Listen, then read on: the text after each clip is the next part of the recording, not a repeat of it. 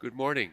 Welcome to this special session on the young and the restless training in neurosurgery in our rising stars. And I think this will be really a very interesting a session which will reflect approaches and advances in the education of neurosurgeons. So I'm Michael Failings from the University of Toronto and co-chairing this morning's symposium with my colleague, Dr. Patrick Laquara from Pretoria, South Africa. And Dr. Laquara will introduce the first speaker, who will be virtual. Good morning, ladies and gentlemen. Welcome to this session. Our first speaker will be Majid Sami. It will be virtual. Thank you. Dear Graham, it is a great pleasure for me to congratulate you for organizing the 18th WFNS World Congress 2023 in Cape Town. As Ambassador for Africa and also Honorary President of CANS, I am very proud that for the second time, the WFNS Congress is coming to Africa. This is a great sign for recognizing our African colleagues for their activities in WFNS. I would like to thank you and the Chairman of Scientific Committee for inviting me to give today a short presentation on education. I would congratulate you also for making decision that the education is now the first topic of our scientific program in this meeting. That means that education in future should be on the top level of all activities we will have in WFNS. My personal presentation has two sides. I believe when we are talking about education, we should first focus ourselves for the primary education for 5-6 years that we have with different programs in different countries and try to educate our young colleagues as neurosurgeon. The second part is the part that the people will become an expert in different fields of neurosurgery. This is something that in future has to become a very important issue for every neurosurgeon in order to get satisfaction about his education in a special field. I will now concentrate the next few minutes on primary education as a educational program for neurosurgery in a neurosurgical department. Also, what are the criteria for optimal education in neurosurgery? We have, of course, different levels of neurosurgery in different countries. And this is based on different technical standards, expertise, and experience. The philosophy of education in neurosurgery is from department to department, from country to country, different, because some of the clinic educating young people more in the theory by studying of textbooks, internet guidelines, and others, they are focused for practice as they're learning by doing. I believe that the best and ideal condition is theory and practice should be in balance. What are the best criteria for an optimal neurosurgical education? which factors influencing neurosurgical education? The program and technical standards of the centers are very important aspect, but I believe that on the top, the ability of educators and trainees. I want now to focus my presentation in these two very important issues which will influence the outcome of neurosurgical education. I believe that the ability of educators in education and praxis is very, very important. And of course, educators' knowledge and behavior is fundamental. Educators need to be aware and then see more about morale and ethic and demonstrate honesty in his personal behavior and to his environment. Educators have to know the needs of the patients in all aspects. Educators need to be excellent and competent, but in the same time have the ability remain flexible and capable enough to meet the changing demands. We know that education is a dynamic process. The educators must have certain ability for acquisition and application of developed knowledge. I know from some department that somebody has educated himself in other countries and over 30 years and educating his residents in the same way as he has learned 30 years ago. Education is a dynamic process. The ideal teacher knows the way, goes the way, and shows the way. Fundamental basis for professional behavior is patient welfare must be in the center of any consideration. How we can select the trainees? What makes an application to be good candidate for residency?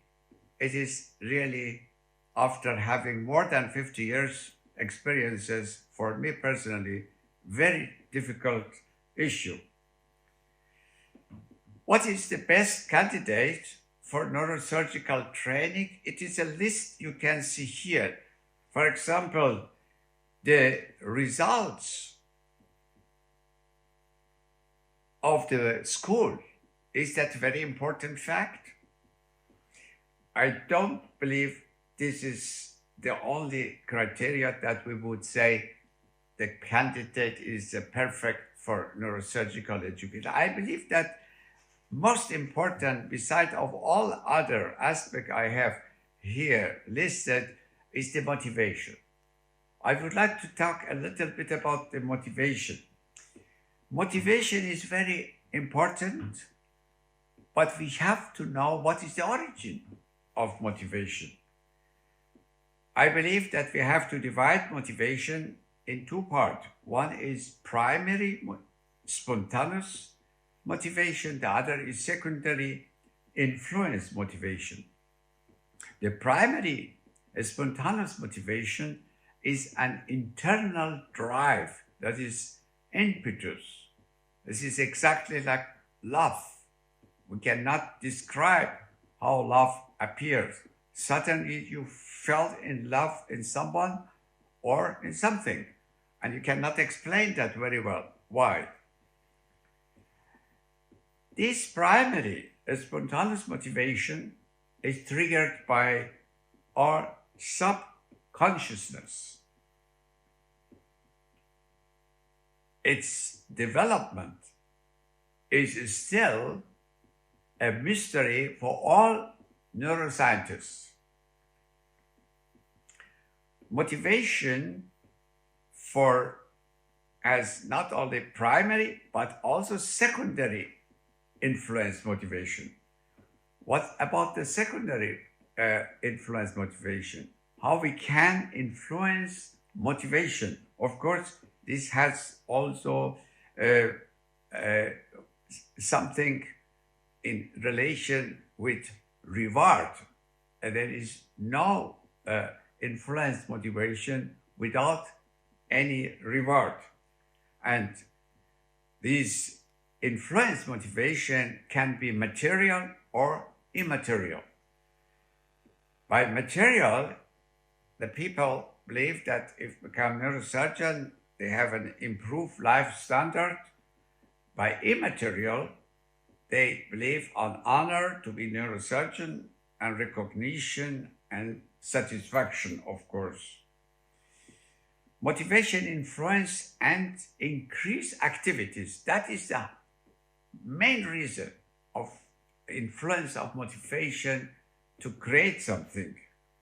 And this activity sometimes, unfortunately, are not organized and is an artificial business. I had residents, they came to the department earlier than anybody else, and they went home later than everybody. But all the result of his work was not very satisfying.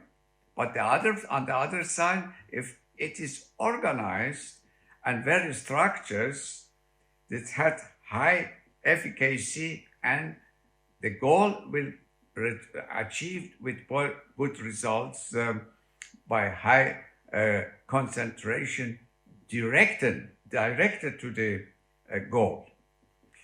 The question is, who is the best candidate for neurosurgical training? All these aspects, I would say, all these aspects could be parameters, all these parameters, and predict a good quality at a neurosurgeon.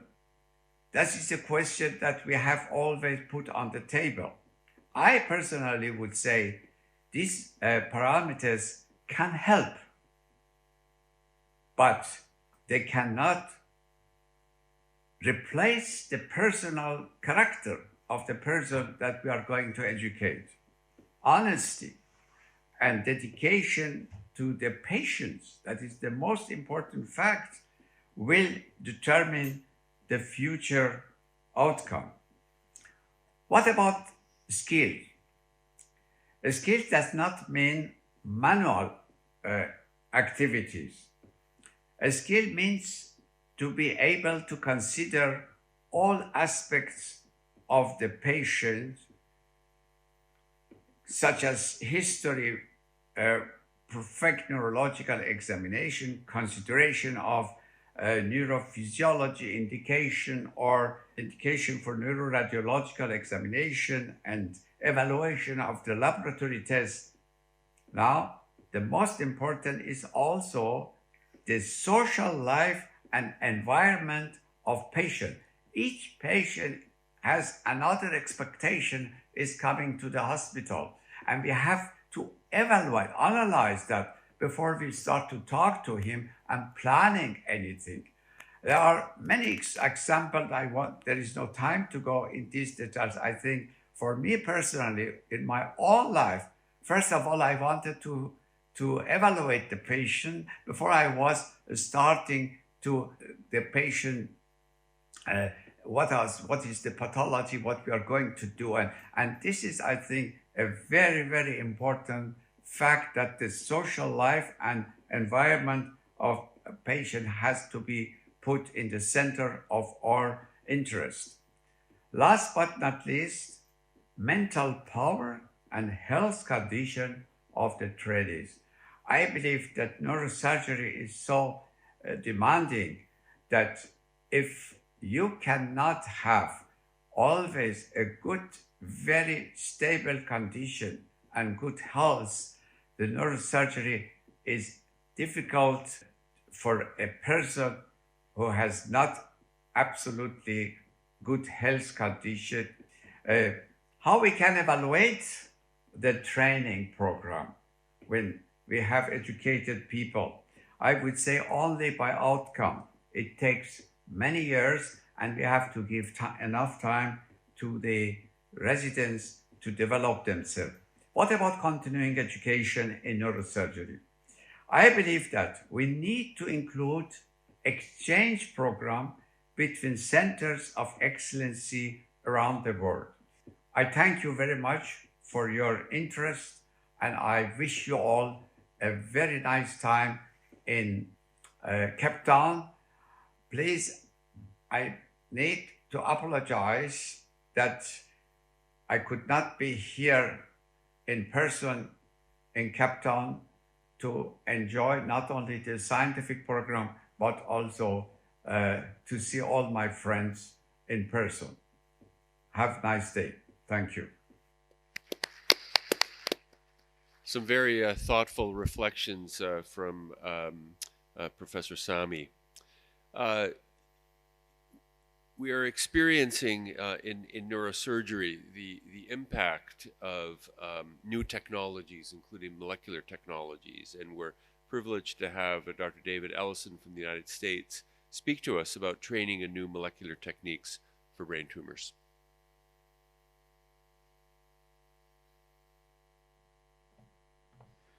Thank you very much. I'm really pleased to be here with you all in Cape Town. I'd like to thank the organizers, particularly Professor Vigacci, for inviting me here to speak. I've no disclosures or conflicts of interest.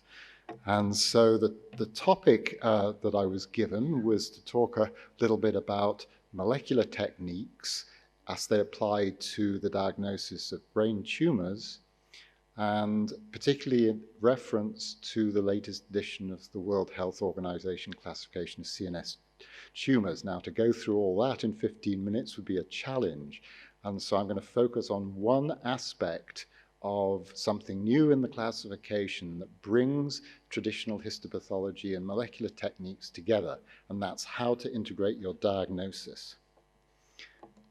So the aims are to review the principles of tumor classification, the clinical pathological utility of molecular alterations in CNS tumors, and the integration of traditional histopathology alongside this new molecular information. So tumor classification could be regarded as a morphologic taxonomy, and in fact, this schema here is how we lay out the classification of brain tumors in the WHO. And so you start at the top with the anatomic site, move down through these different levels, as in a traditional taxonomy. And in fact, it's the tumor type that really is at the basis of all those listed entities in the WHO classification. You'll be well aware that solid tumor classification is based upon histopathology, and that's really all about the identification of features with clinical utility. Neuropathologists look at the architecture of tissue, its pathological features in a general way, and also focus on cytology in order first to establish that they're dealing with a neoplastic process, then to derive some estimation of the histogenesis of that neoplastic process, and finally to determine some level of malignancy of the process. And in that way, we come to diagnose a tumor type and apply a grade to it.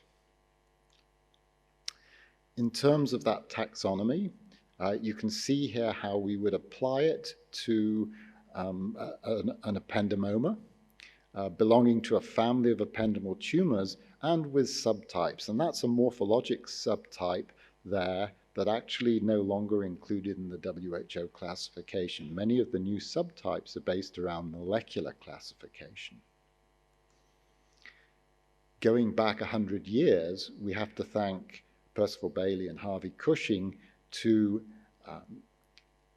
amazingly important neurosurgeons in the history of our specialty for coming up with the first classification, was really based around the development of the nervous system and matching what they saw down the microscope to cells of the central nervous system, in a way looking for clues to histogenesis.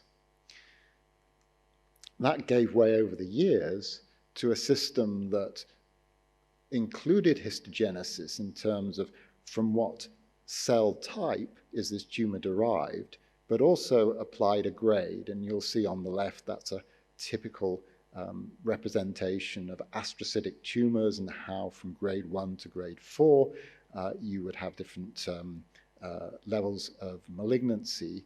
But the principle that all of these tumor types would be derived from glial cells is inherent in the classification. And it's the same thing for meningiomas over on the right-hand side. And this was really the basis of the WHO classification for many years. Histogenesis was supplemented by histologic grades in the 50s, and that's how things remained. However, this is the latest edition, the 5th edition, came out in 2021. It's available online and also as a book. And it's really the first time that many of the tumor types have some definition according to their molecular status. So what about molecular alterations as classifiers? What do we look for? Well, first, what sort of molecular alterations are we talking about? Well, these are a range of genetic and epigenetic alterations in tumors, as you see listed there, SNV, structural variants, copy number variants, etc. But they can also be molecular groups based around methylome analysis or gene expression profiling. But just as for histopathological features, you want your molecular classifiers to have clinical utility. They should separate clinicopathological tumor types or subtypes. And they should provide diagnostic, prognostic, or predictive information. As I say, they can be molecular groups. For example, the 4 molecular groups of medulloblastoma, Wnt-activated, sonic hedgehog-activated, in groups 3 and group 4. But if you're going to do this, you have to provide sufficient data, you have to find that in the scientific literature and come to a consensus about the nature of those groups and their clinicopathological utility.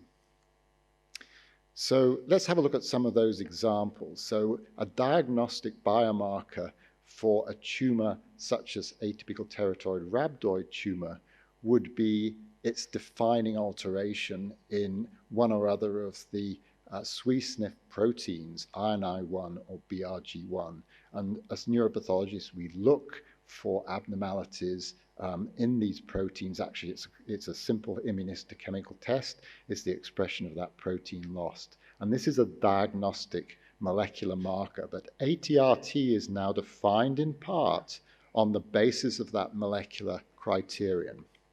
So what about a prognostic marker? Well, amongst the adult astrocytomas, diffuse gliomas that are IDH mutant, the detection of homozygous deletion in CDKN2A immediately puts the tumor into a grade 4 type. So this is an example of a molecular alteration that has prognostic significance within the classification.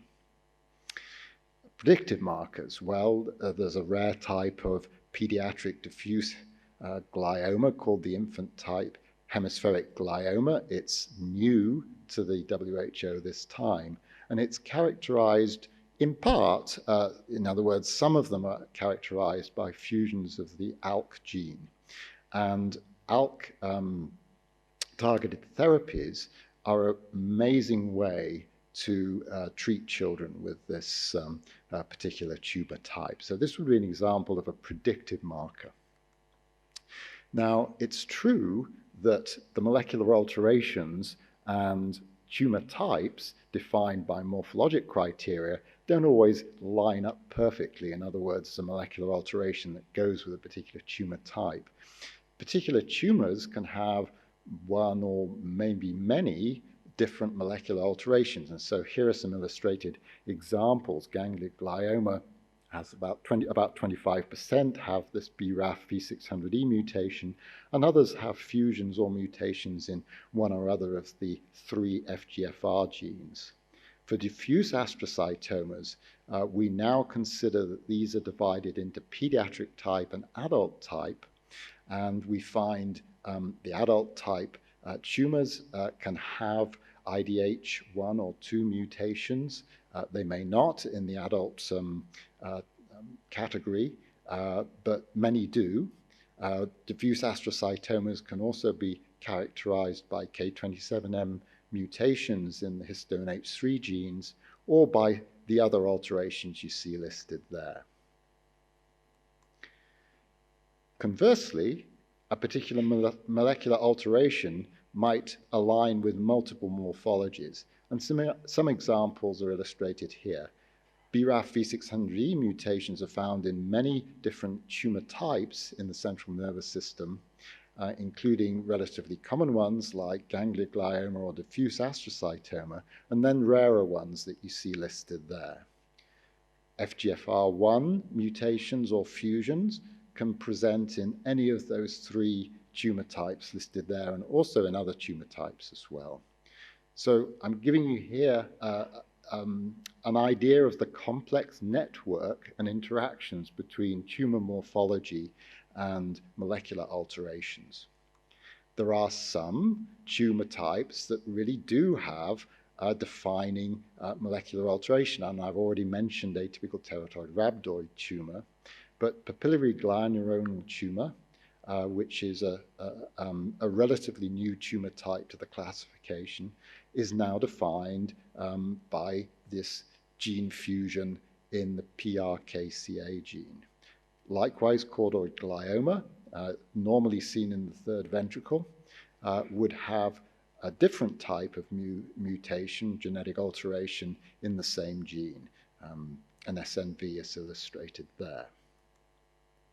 So what about putting all these things together? Well, in the meeting about 8 or 9 years ago now, we got together a group of about 20 neuropathologists and 1 or 2 key clinical colleagues from the field, got together in Haarlem in the Netherlands to talk about classification and the importance of all these newly discovered molecular alterations that had been facilitated by the next generation sequencing technologies.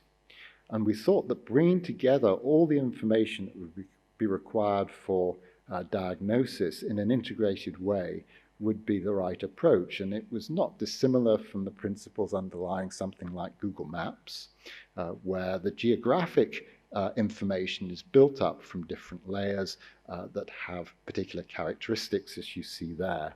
And it was the same for the pathological classification of tumors. So we bring together traditional histopathology and grading with maybe a molecular group defined by methylation profiling, for example, and genetic alterations all together in an integrated diagnosis, much like mapping out the landscape as for Google Maps. So how do you actually do that? Well, this is one of the ways in which we proposed the approach in the original paper, and now this is enshrined within the edition 5 of WHO classification. So the integrated diagnosis appears on the top line of the report in the usual way, but it is supported by evidence in the traditional category of histopathology, the provision of a grade, but also molecular information that both goes to defining the tumor type and therefore helping with that diagnosis, but also molecular information that's of use to the clinician. So let's take the example of a medulloblastoma. These are the tumor types listed in the current WHO, and many of you will be familiar with these. Medulloblastoma is now defined from a molecular standpoint. There are still histopathologic patterns that have clinicopathologic utility, and that information can be presented in the integrated diagnosis as well. So let's say that the neuropathologist looking down the microscope sees an embryonal tumor with sheets of rather poorly differentiated cells, lots of mitotic activity and apoptosis, and making the morphologic diagnosis of medulloblastoma. What other information of clinical pathologic utility would be important to bring to the clinician's attention in the diagnostic report? Well, there are some morphologic features that are important, and anaplasia would be one of them, and that's illustrated on the top left there. There are time-honored techniques like molecular cytogenetics, interphase FISH, that can identify things like MICN amplification, which is important for the clinical approach to patients with medulloblastoma. Next generation sequencing can identify mutations such as the one illustrated there for P53, and then methylation profiling can not only give you a molecular cluster, in this case medulloblastoma sonic hedgehog activated, but can also give you a pangenomic copy number variant plot as well, including some evidence of that MICN amplification identified by an orthogonal technique.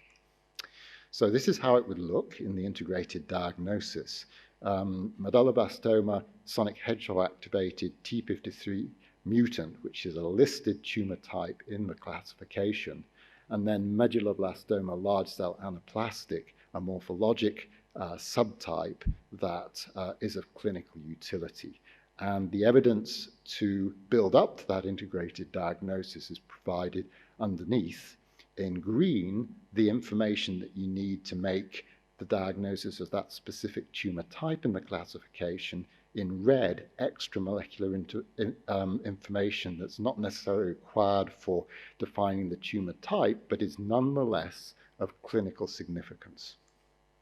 So in summation, Edition 5 of the WHO really makes significant changes to tumor types and approaches to their diagnosis, and integration of that histopathological and molecular information is crucial to the diagnostic process and should conform to the principles laid out in the classification.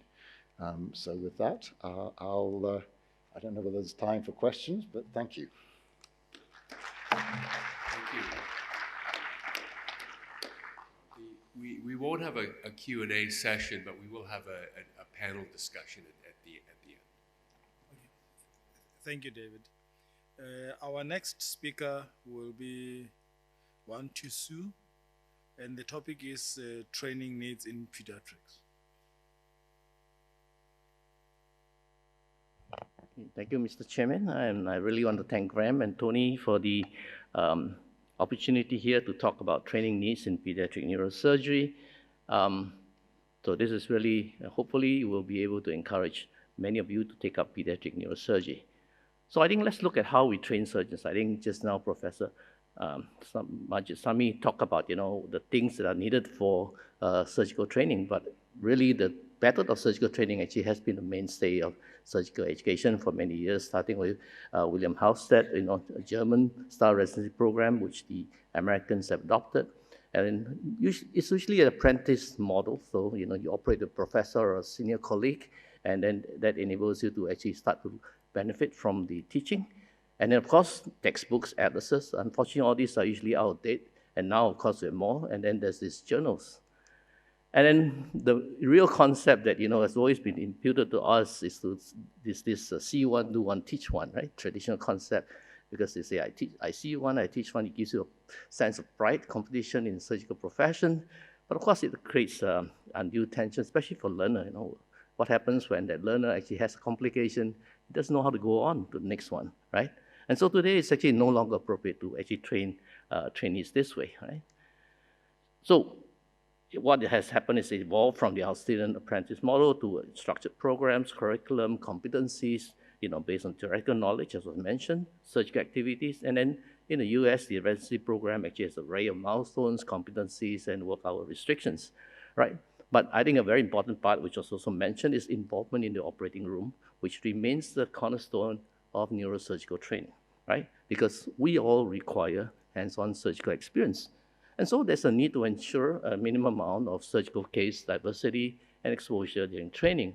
And of course, even then, if you look across the world, it's all very highly variable, right? So, and this is due to actually many factors. Obviously, funding, right? Finance, local organization, the government, how do they want to, dish out their health programs, the health ministry, the private sectors in competition, and of course, other health organizations. And then the healthcare infrastructure, right? How is it set up? What's the distribution of primary, second, tertiary centers? How many centers actually are they able to have neurosurgical training, right? Some places they have none. And of course, there's different types and epidemiological of diseases that we see right around the world. This paper by Michael Dewan and his group look at training needs in the low middle income countries. One of the things that point out is actually there's scarce human resources, especially the need for pediatric neurosurgeons, right? And yet they actually have a higher, these LMICs mainly have a higher pediatric population. They need more neurosurgeons trained and equipped to treat the country's children, but they're not there, right? And to be able to have these people, right, these pediatric neurosurgeons, they obviously need to be skilled. They need to be adequately equipped with and they'll be familiar with the practice environment and the population, and very importantly, committed to a long-term investments in the community. Because we know that, for instance, visiting neurosurgeons may operate on some of these patients, but then who's to look after them after they have left?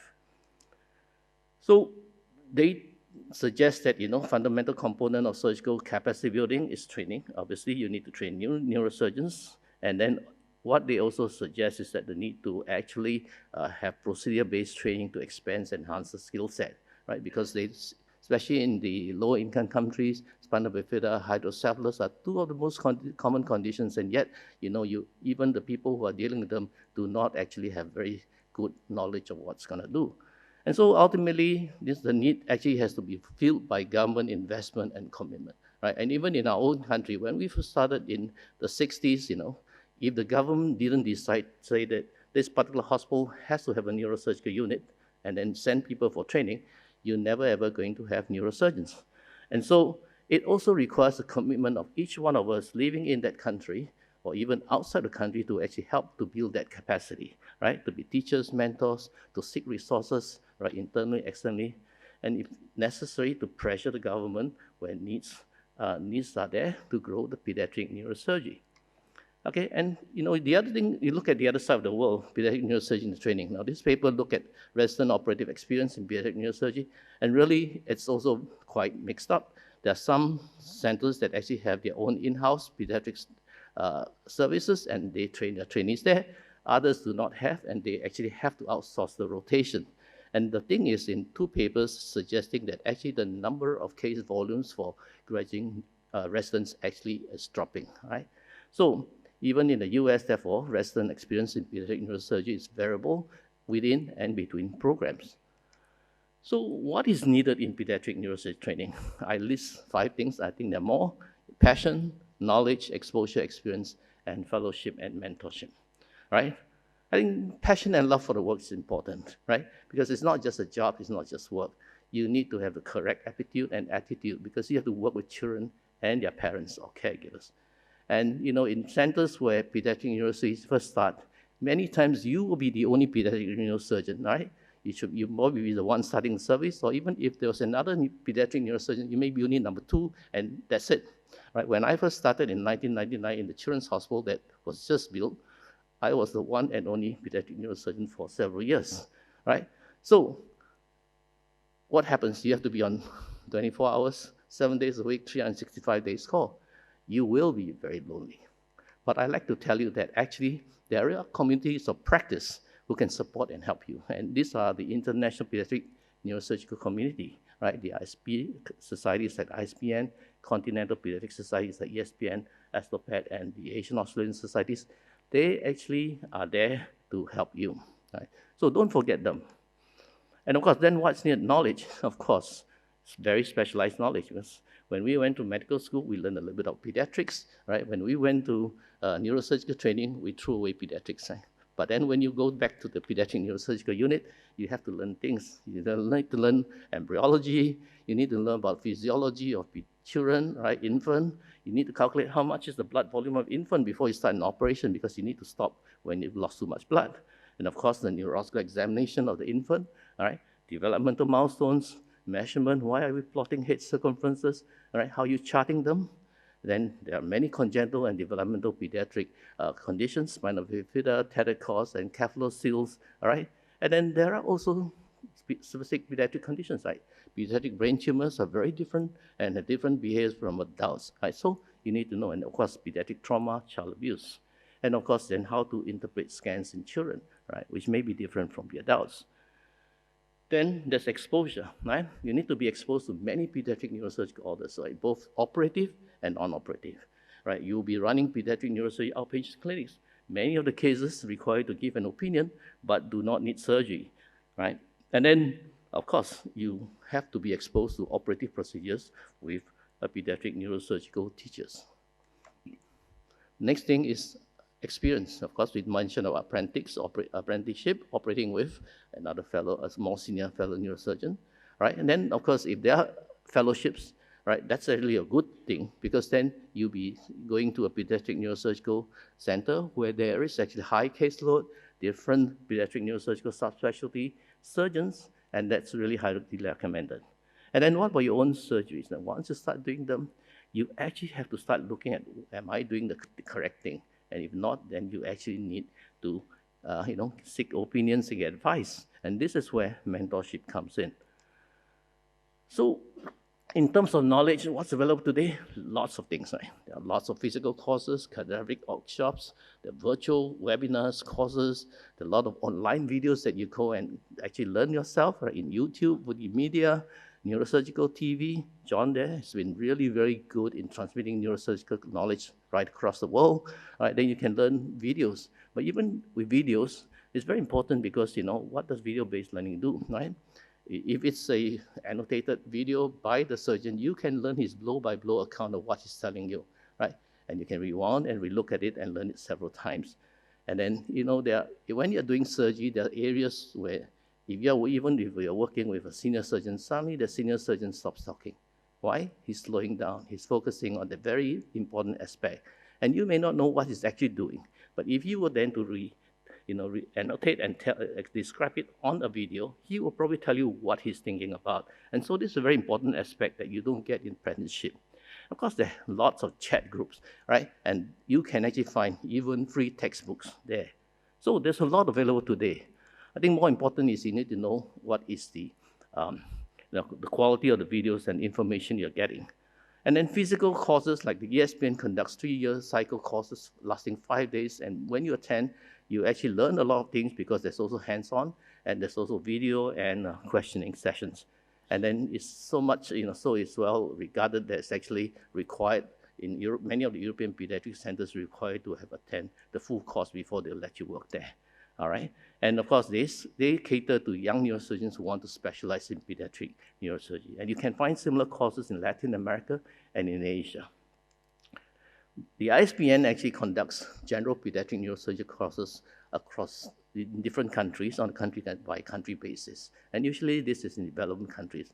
Topics are very generalized, things like hydrocephalus, spinal dysraphism, head trauma, tumors. Usually they're based on the request of local organizers. And then occasionally they may even ask for specialized areas. Then many of the attendees are residents, young neurosurgeons with interest in pediatric neurosurgery, and also actually senior adult neurosurgeons who occasionally has to do the pediatric work. Right? So that's actually a very important part as well. And the ISPN has been, giving a lot more initiatives. So we have the ISPN guide, which Rick Abbott as editor is going. Hopefully you'll be an encyclopedia of pediatric neurosurgery. Shlomi Konstantini, the current president, has a new initiative called the Library, wherein he's going to actually combine all the education materials, including past ISPN webinars, Clash of Titans series, annual meeting plenaries, and other course and materials from the course into one portal so that everybody who can access them and learn things, right? And also there'll be social media platforms where learners and educators can actively engage. Right? So I think even in individual countries, like large countries like India, Brazil, Japan, South Korea, USA, the societies, the local neurosurgical pediatric societies, they actually have their own academic programs. They have annual meetings or biannual meetings, and they actually have a lot of knowledge of resources as well. right? And they even have their own shared journal. So there's a lot of information, there's a lot of, where you can get knowledge out there, right?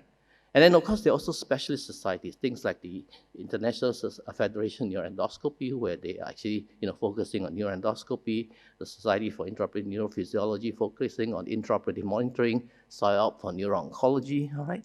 And of course, there are workshops, and for instance, the IFNU workshop that's run by Professor Chinali, right? It's a fantastic workshop because, there are lectures on anatomy, indication techniques. They actually help you to acquaint yourself with the equipment, endoscopes, flexible, rigid instruments that you use for endoscope, even ultrasonic aspirators and laser coagulators. And then there are actually, practices where you simulation exercises on models, foods, animals, and cadavers.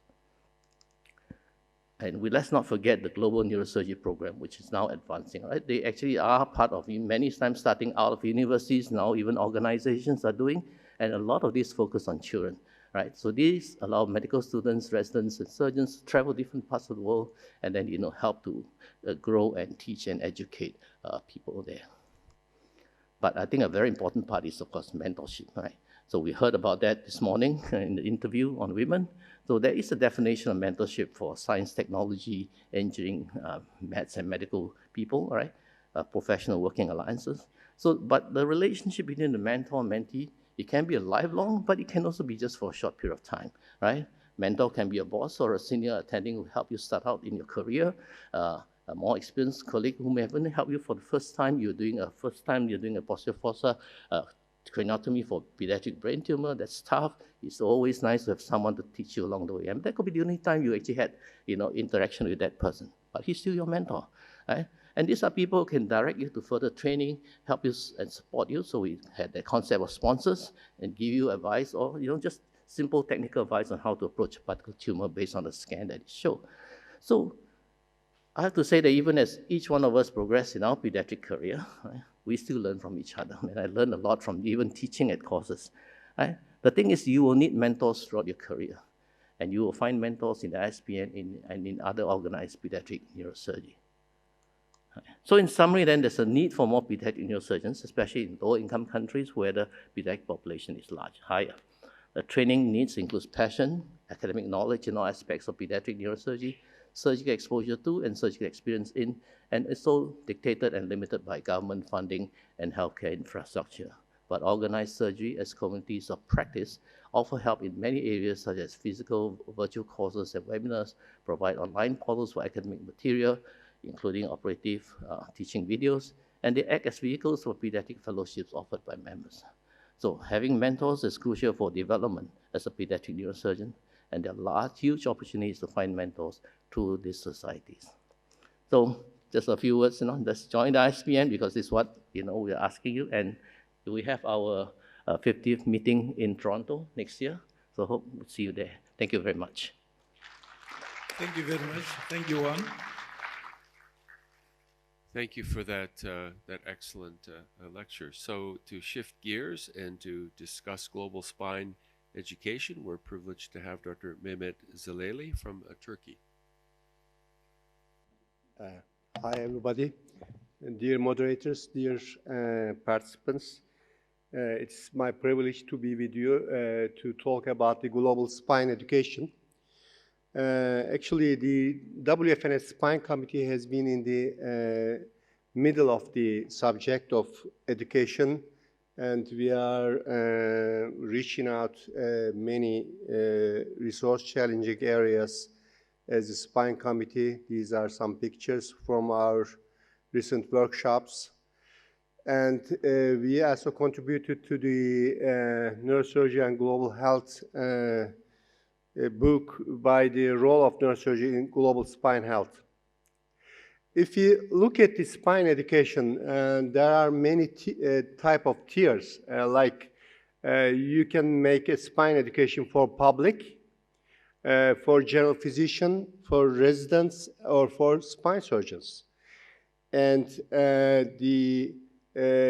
for health education programs or public education, the community awareness program, school factory, corporate visits for awareness program, especially for trauma, to avoid the trauma, can be done. There are very nice examples of that.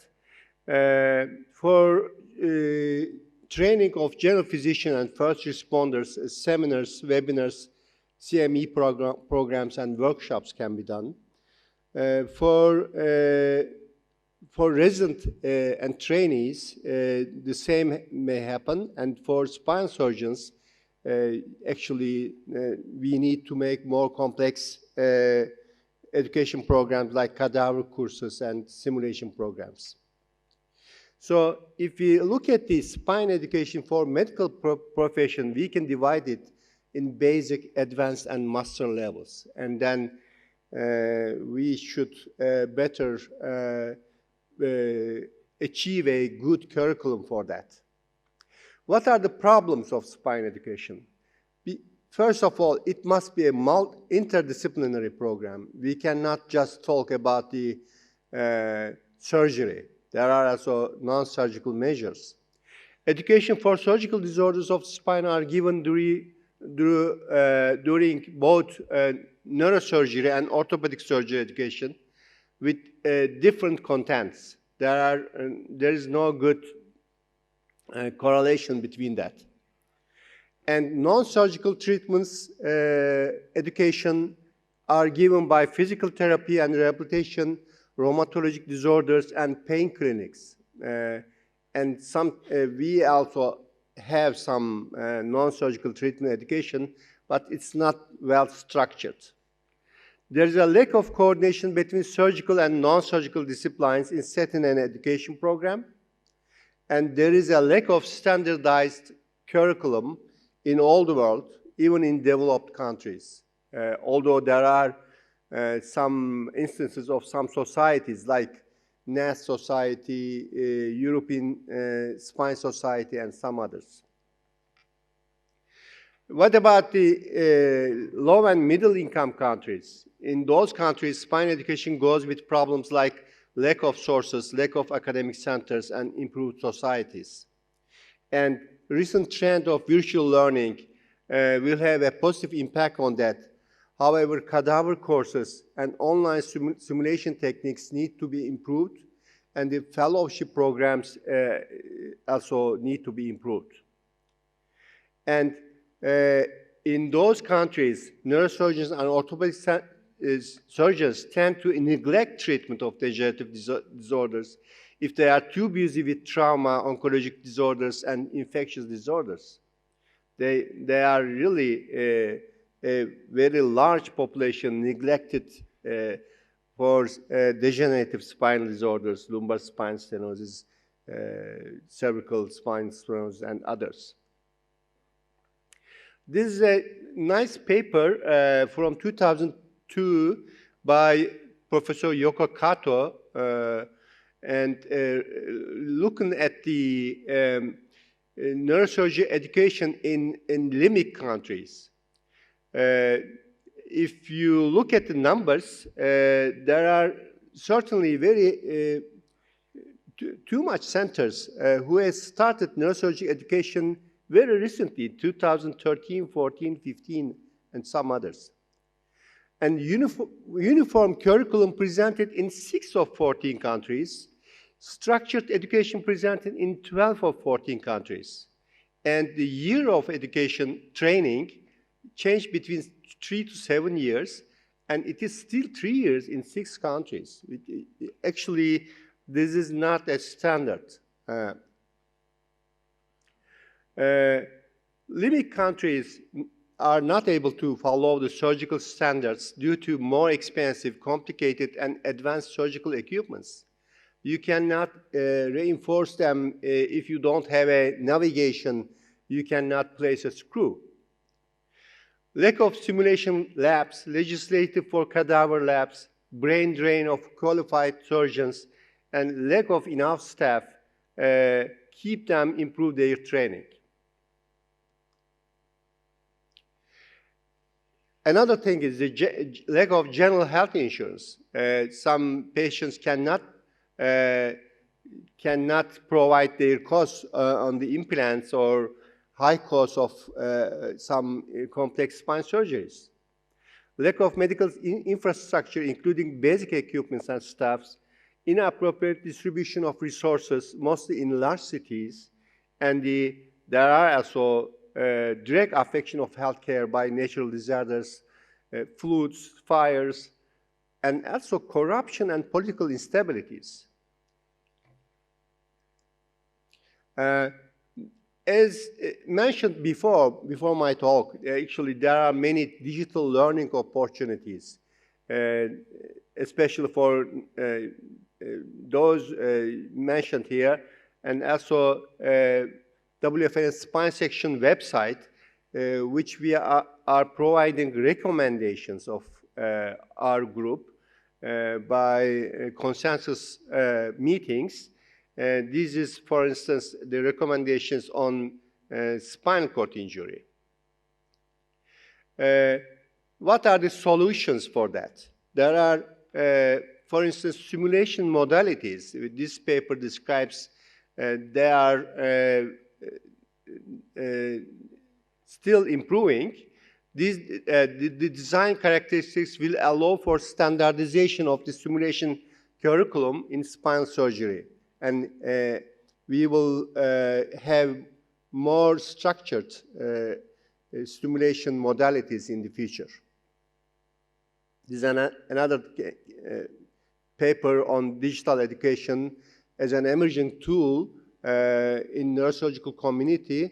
It is also applicable to spinal disorders. We need accredited education centers in less developed countries. We need more cadaver labs and simulation programs in less developed countries by faculty from developed countries. Long-term mentorship programs must be established between mentors from high-income countries with mentee from low-income countries. And donation of basic instrument sets, outreach programs must be enriched. Improving the number of spine specialists per population must be provided. And health infrastructure in low and middle income countries should be improved by central governments. Actually, the so-called Spine 20, which are getting together during global meeting every 2 or 4 years. This is also a good initiative, and WFNS must take part into this activity. A curriculum for education of surgical and non-surgical treatment of disorders, spine disorders, should be developed. Actually, we have suggested as the spine committee to the WFNS, but we could not achieve this. Fellowship programs in excellence centers should be available for trainees from less developed countries, and hands-on training, especially with live surgeries and simulation-based training, must be supported, must be improved, and recent virtual learning techniques should be improved for living countries. Thank you for listening to me.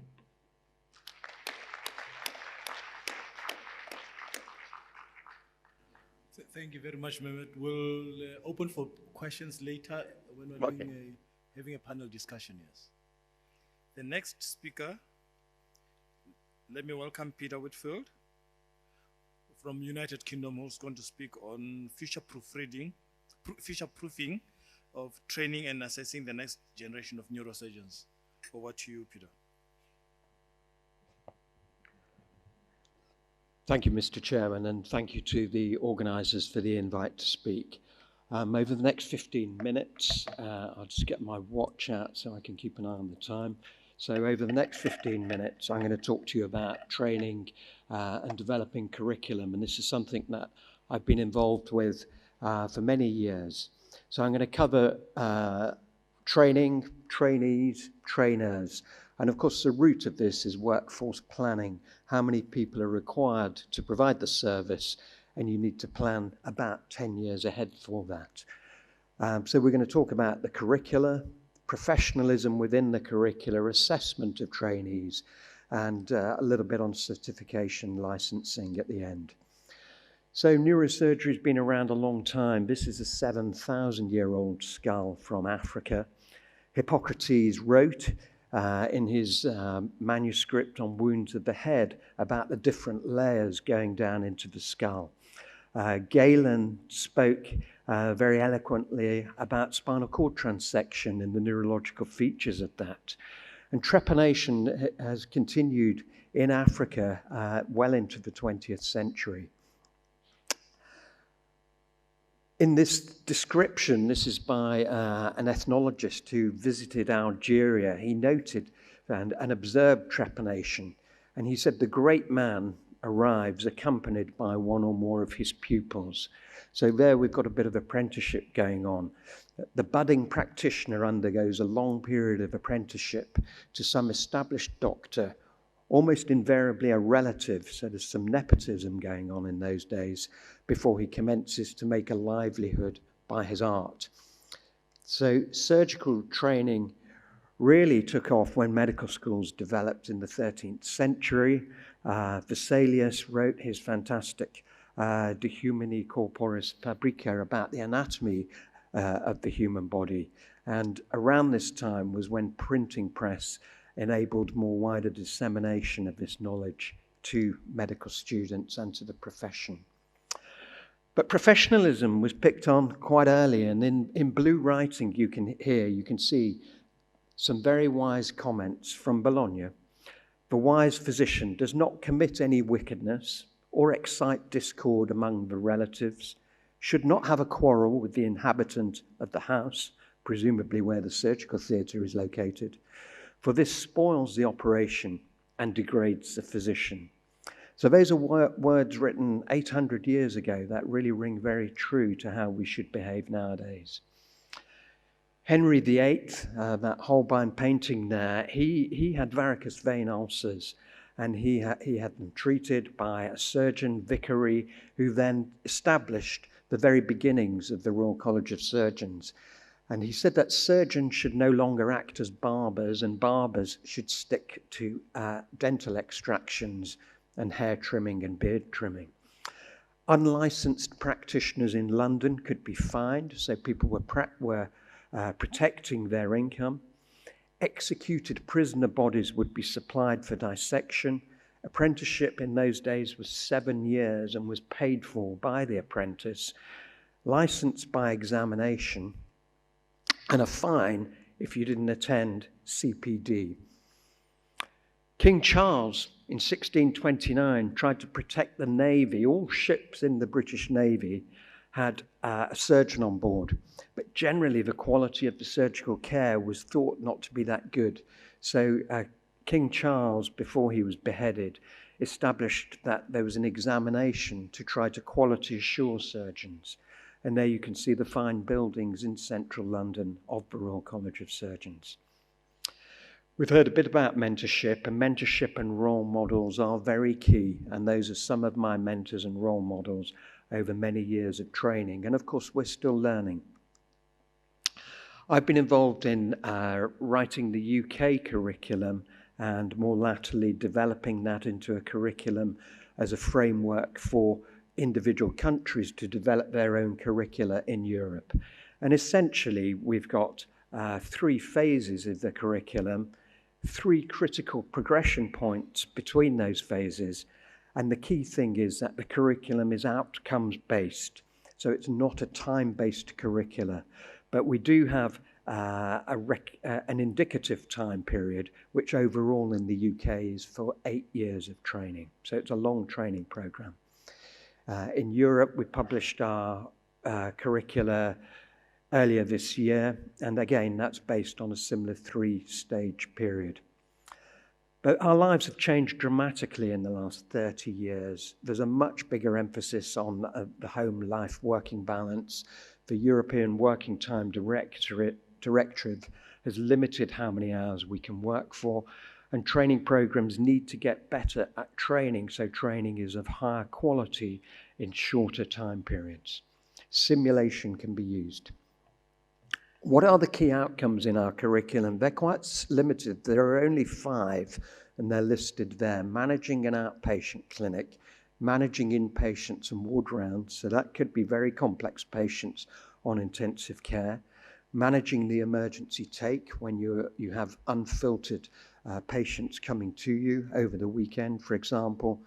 Managing your operating list and managing multidisciplinary team working. So those are the key capabilities in practice.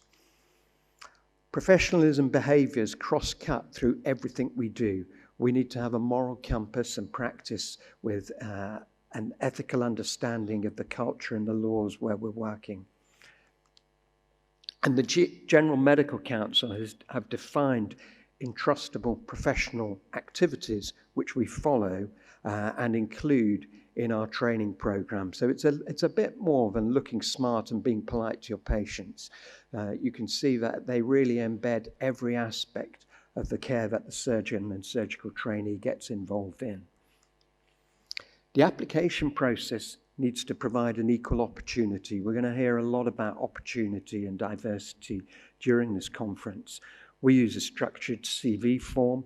We assess motivation, as Majid Sami was talking about earlier. We assess clinical skills, clinical knowledge and technical skills, communication skills, and the ability of the potential trainee to make decisions under pressure and make situational judgments and solve problems. Our process is a national process, which means everybody applies once a year to the application to get into training. We have stages of training in Europe. We have phases of training in England, in Great Britain. The stages of training, early stage 1, developing core skills across a number of disciplines, developing operative skills. How do students learn? There's obviously self-directed learning that's shaped by feedback. We use work-based assessment tools. There's a meeting at lunchtime looking at that. We use supervised clinical practice, formal educational training programs, and simulation training. During stage 2, the middle years of training, this is when trainees become much more emergency competent. They develop elective operating skills. They learn to work better in teams and to get the best out of people. We learn to operate through having good foundations, supervised training where expected events happen, supervised when unexpected events happen during surgery, and eventually independent practice. And even now, 25 years in, I occasionally get a colleague in during a complex procedure. In stage 3 training, right at the end of training, we're trying to develop advanced surgical skills, microsurgical skills. We're going to hear a bit about that in the next talk. But we're developing our competence and confidence of managing patients. I've drawn this graph of building trust from the trainer's perspective. We increase our trust the more we're exposed to the trainee. When the trainee has setbacks, we may lose a bit of that trust. Our confidence in them may decline.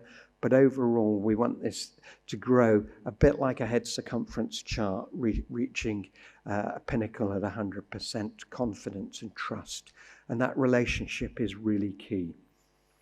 We've defined a number of key conditions and index procedures. I've listed the index procedures there and the level of competence we expect at the end of stage 3, just before that critical progression point to independent practice.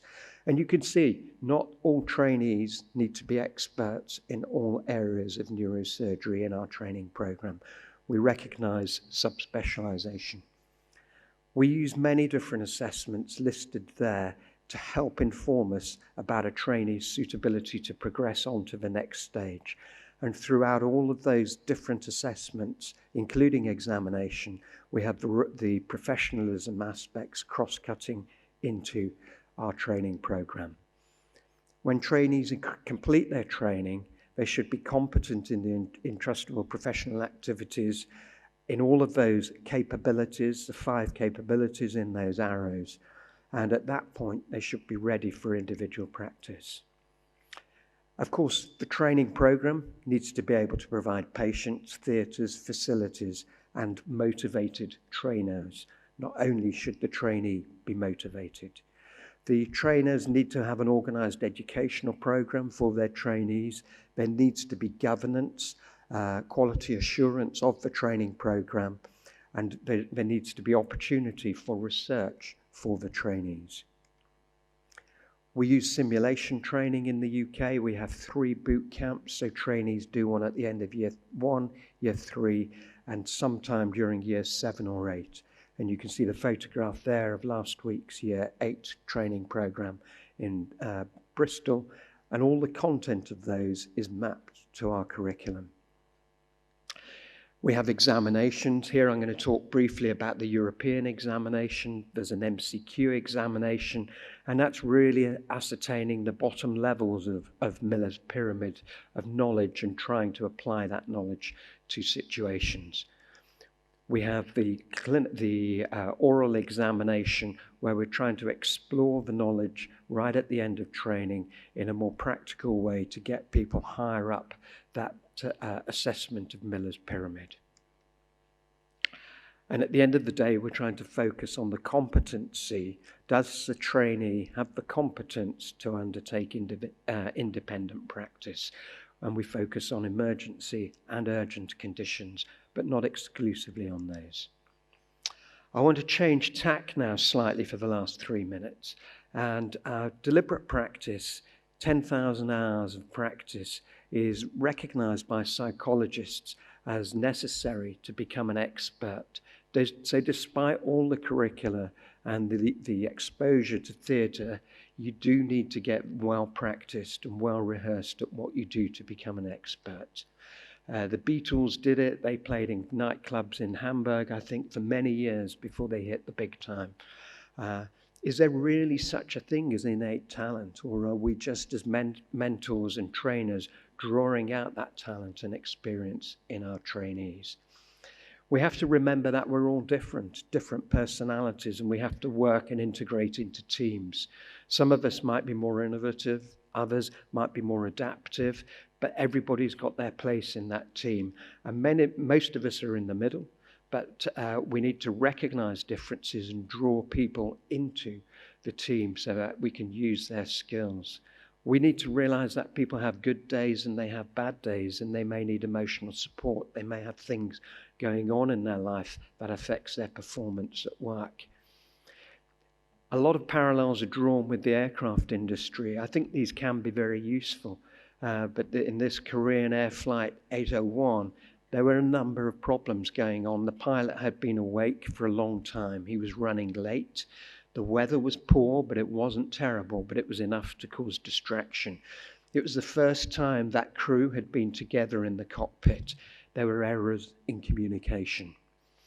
And errors in communication have been assessed psychologically by Hofstede, who's developed this power distance index, which is really an index of hierarchy. And you can see the countries in dark green where the hierarchy is steep, and the countries in the very pale green where the hierarchy is flat. And in the operating theatre, we want people to speak up. We want a low power index to try to get people to speak up, to try and reduce errors. We want to avoid mitigated speech. We want people to be very clear in what they're saying so that they can express themselves and raise concerns. In the UK, in 2005, it was identified that 15 incidents of wrong-sided chronic subdural burr holes had been drilled in 9 different neurosurgical centres. Things like this can be corrected by enabling people to speak up. We need layers in this Swiss cheese model that recognise errors and act as safeguards. We use the WHO checklist to try and protect ourselves. So future-proofing, a curriculum-based training, we need to enrich the environment. High levels of professionalism are of paramount importance, and we need to embrace learning to protect safety, patient safety. I think the future is bright and full of opportunity, and I'd be delighted if any of you want to come to our big meeting planned in London in 2026. Thank you for your attention.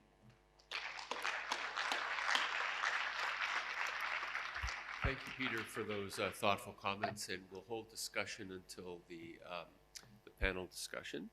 And the next talk will be on the Gordian knot of microsurgical education, and this will be presented by Torstein Ragnar Meling from Denmark.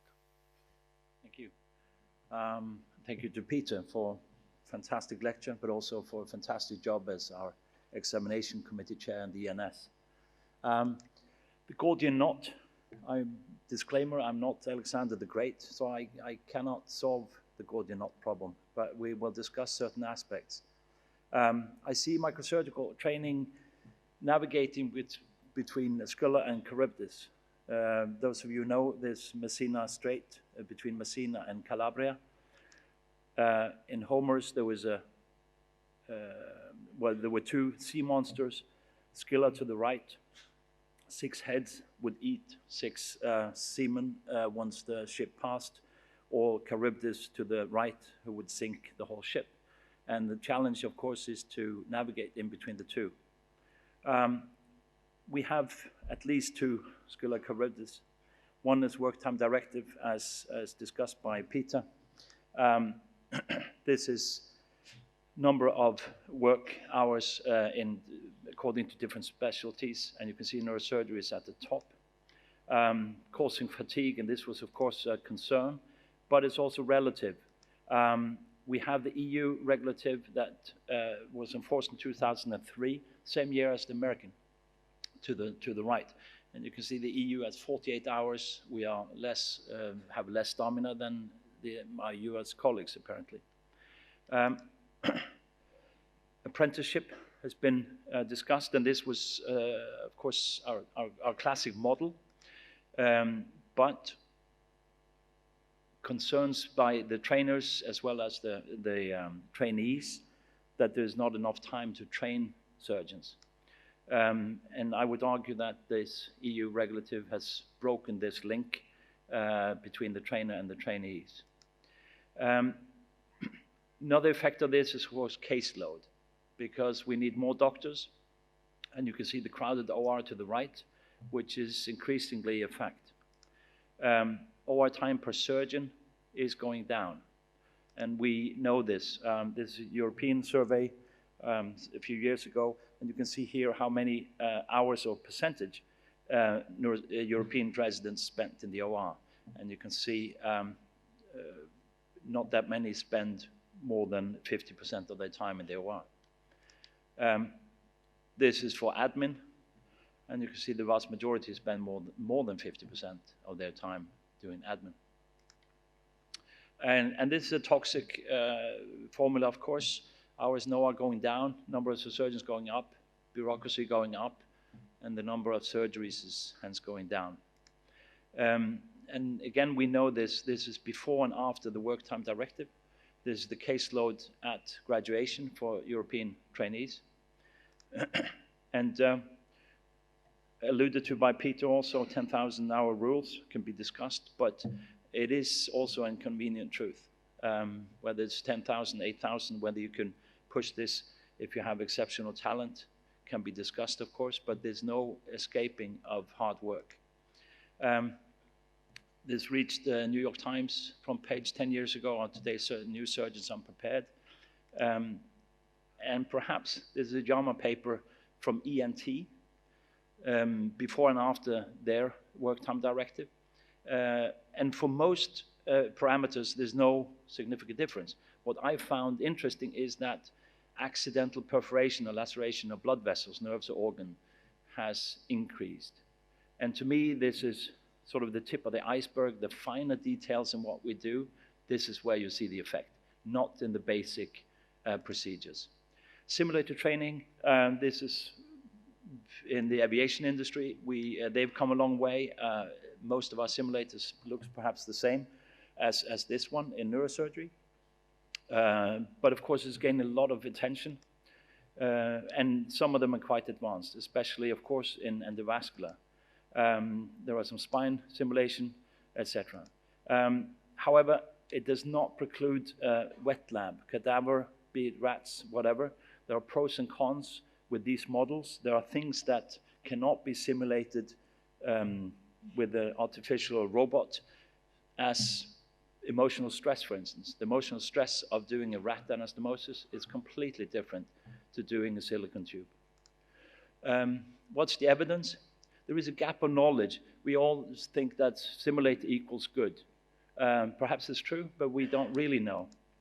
We did the systematic review in surgery in general of studies showing the effects of simulators. 119 papers screened, ended up with 19 for the analysis. And basically, what we would expect, practice improves your performance. This is a global rating score, which is overall score of performance. And of course, as we practice, we become quicker at what we do. However, if we looked at are there any evidence of effect on patient outcome, there is only a single paper studying this. So we may infer that simulation, being better able at performing the simulated exercise, is good and may lead to improved patient outcome, but is not a given. Lack of proof is not proof of lack. This is important, and simulation is a supplement rather than a substitute. It also is very dependent on the fidelity of the model, how similar the model is to the actual performance.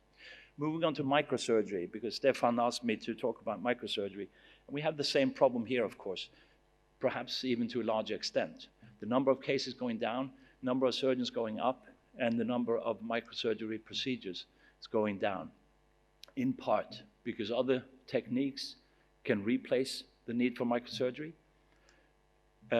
We have some loss of referral, peripheral nerve, often lost in many countries, carotids, aneurysms after ISAT, and of course AVMs after Aruba.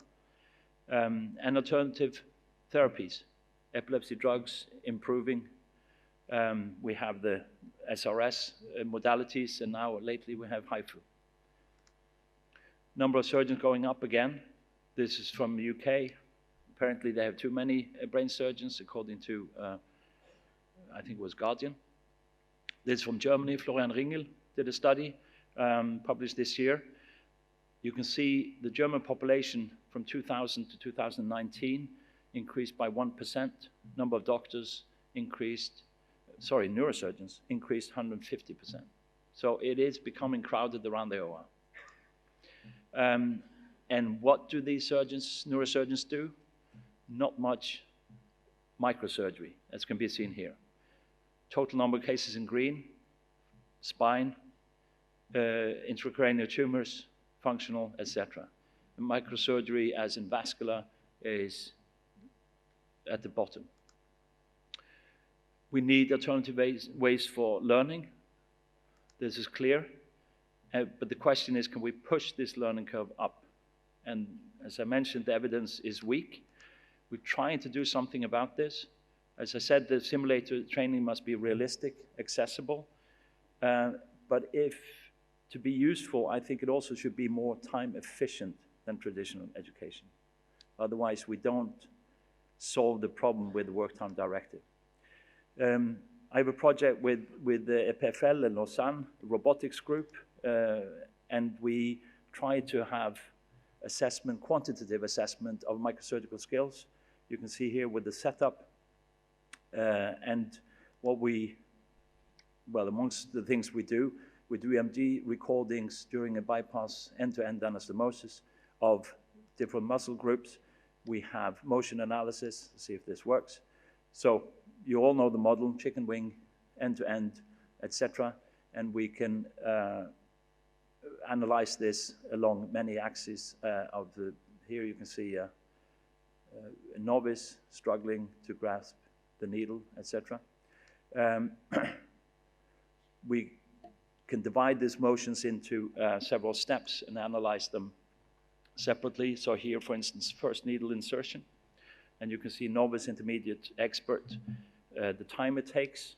Of course, this is bloody obvious. But here we can, for instance, see the use on the right hand number of submotions, and to the right, the left hand, which is more interesting.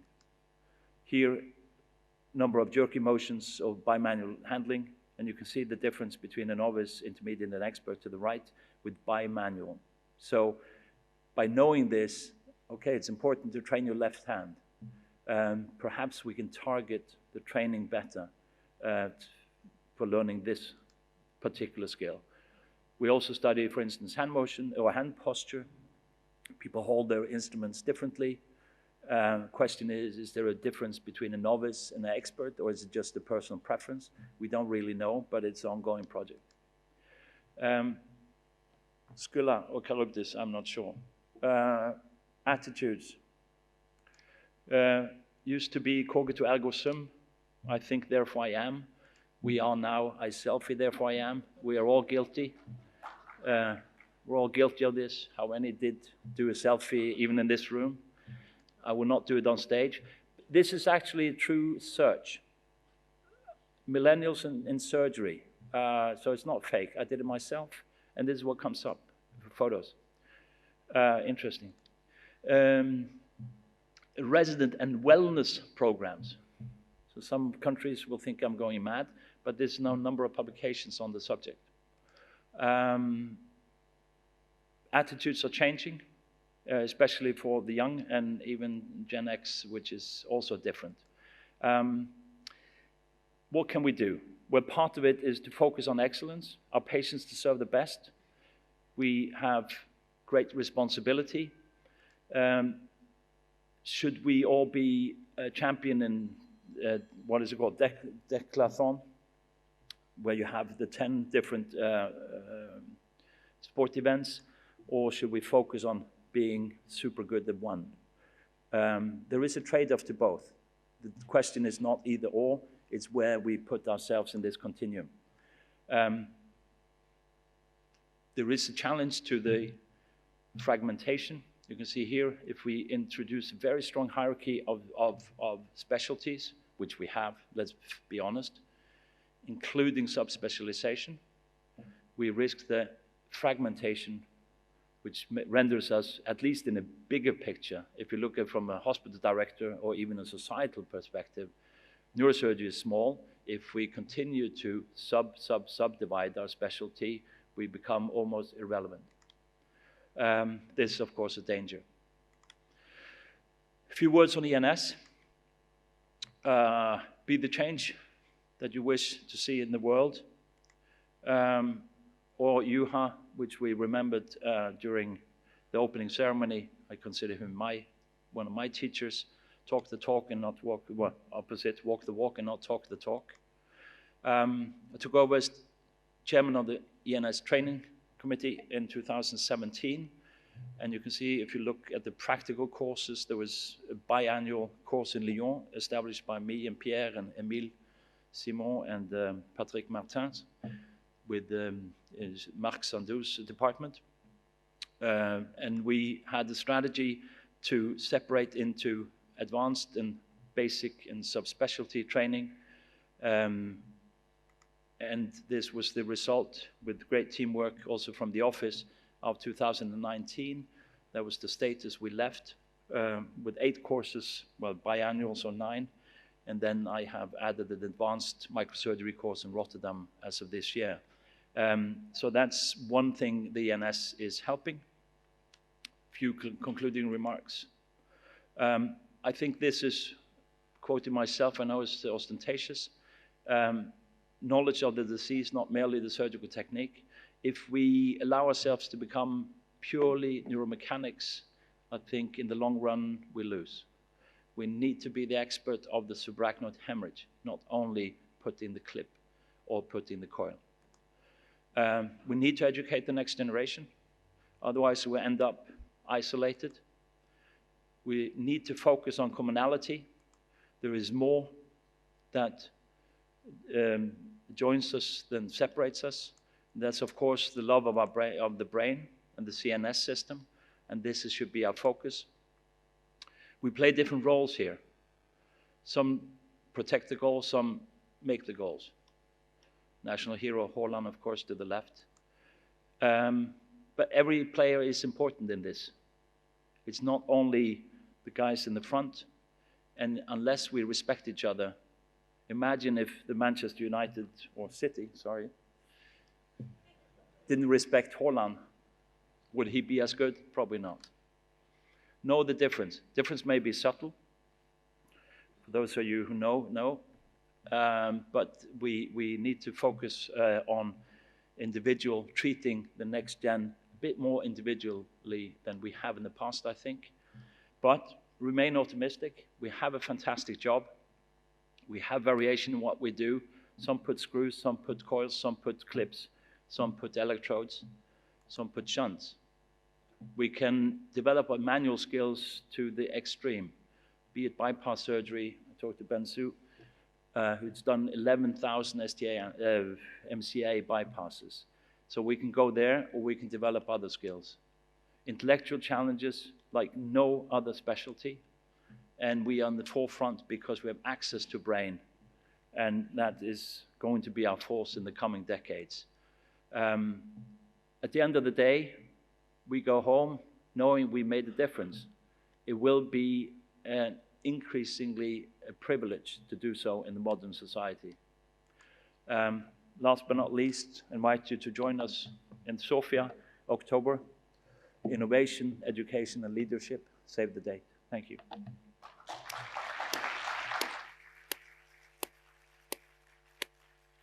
Thank you, Torsten. Let me welcome Raji Mahmood from Nigeria to come and speak on training beyond neurosurgeons. Welcome, Raji.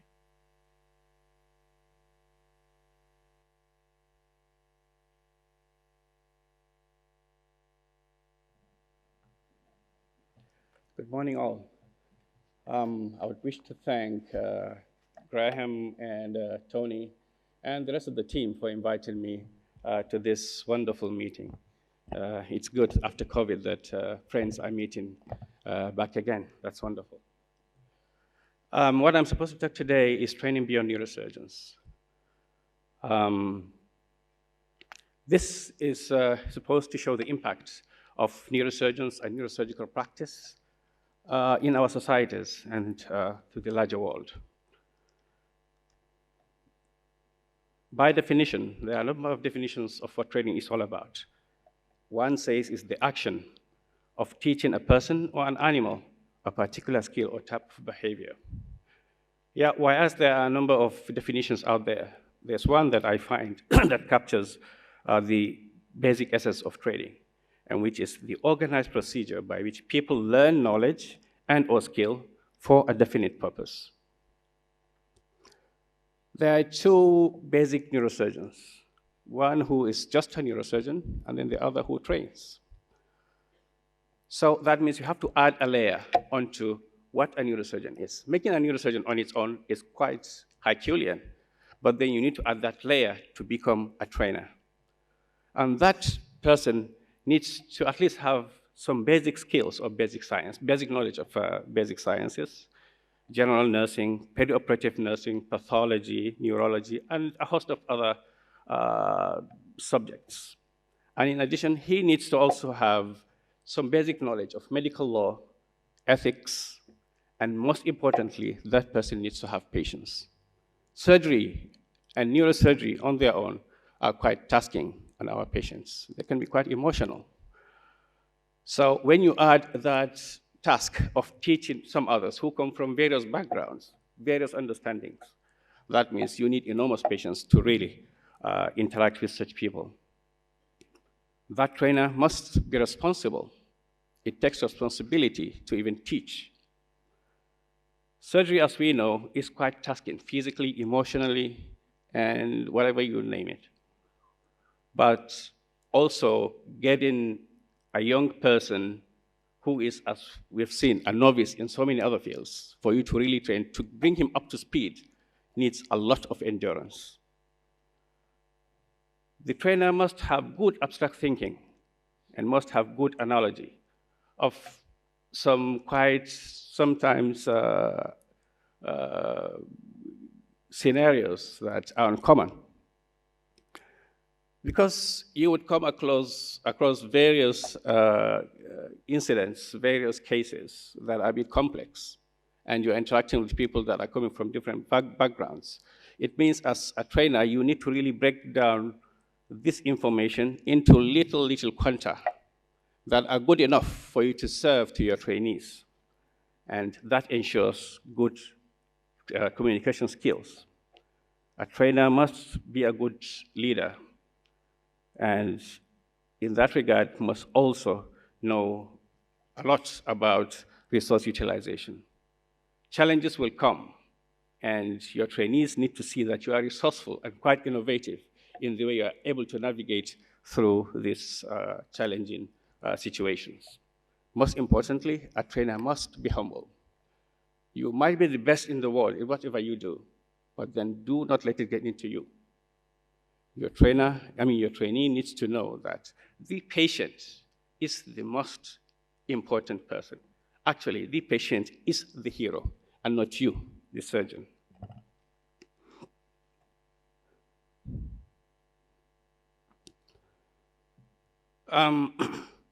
The trainer neurosurgeon does not only train neurosurgeons. He is in a certain ecosystem where other people are also trained, who play their parts in respective segments of the health sector. So this training can be a scheduled program training or an unscheduled one. The scheduled program training could include teaching medical students if you are a trainer that is involved with universities. If you are a trainer that is involved in the teaching hospitals, you are likely to train residents. In my center, we train core junior residents in surgery. They come to spend like 3 months either as elective posting or as a core posting. Sometimes trainees come from other non-surgery core specialties like ORL, ophthalmology, neurology, radiology, and the rest. So the trainer now, as a neurosurgeon, needs to still teach these people with their peculiarities. And that's essential for you to understand that they have their peculiarities. In my center, every year, at least about 20 to 30 of such come through our need to spend between 4 and 8 weeks. The unscheduled or informal training of other specialists do occur, and a number of trainer neurosurgeons do take charge of such, most especially in the low and middle income countries. A number of young fellows go to some parts of their countries where they are the only neurosurgeons. They are the only people who know something about neurosurgery. The nurses and the others don't know anything about that.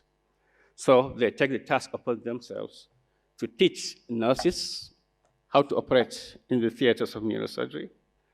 I've also come across young neurosurgeons who have spent the whole of their days and sometimes whole of their nights in the ICUs trying to attend to their ICU patients. In so doing, they get a chance to teach the novice nurses about ICU neurosurgical care. I've also seen a couple of young neurosurgeons who have turned regular nurses into neuronurses. In some extreme scenario, I've seen also technicians and maybe better, some engineers being forced by the neurosurgeons to be turned to biomedical engineers specifically for neurosurgical equipment.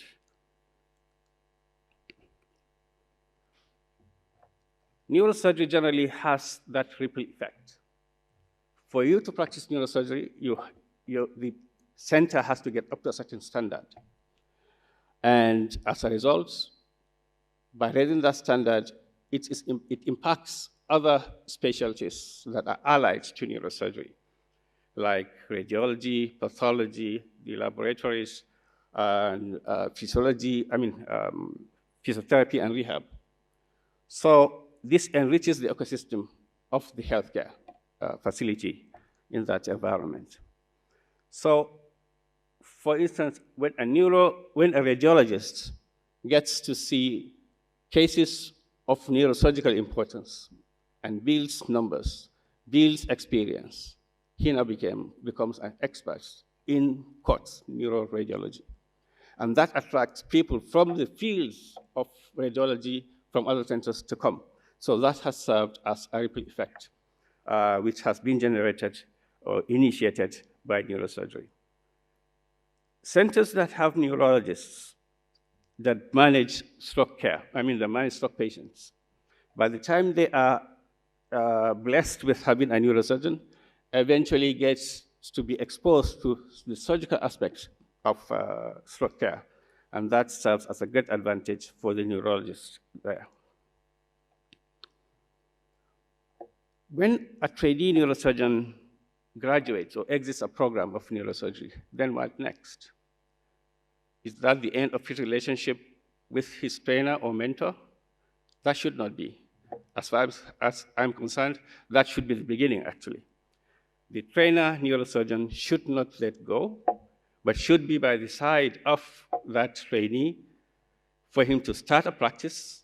And in most cases, like in some low and middle income countries, that new fresh neurosurgeon might be the first in that area.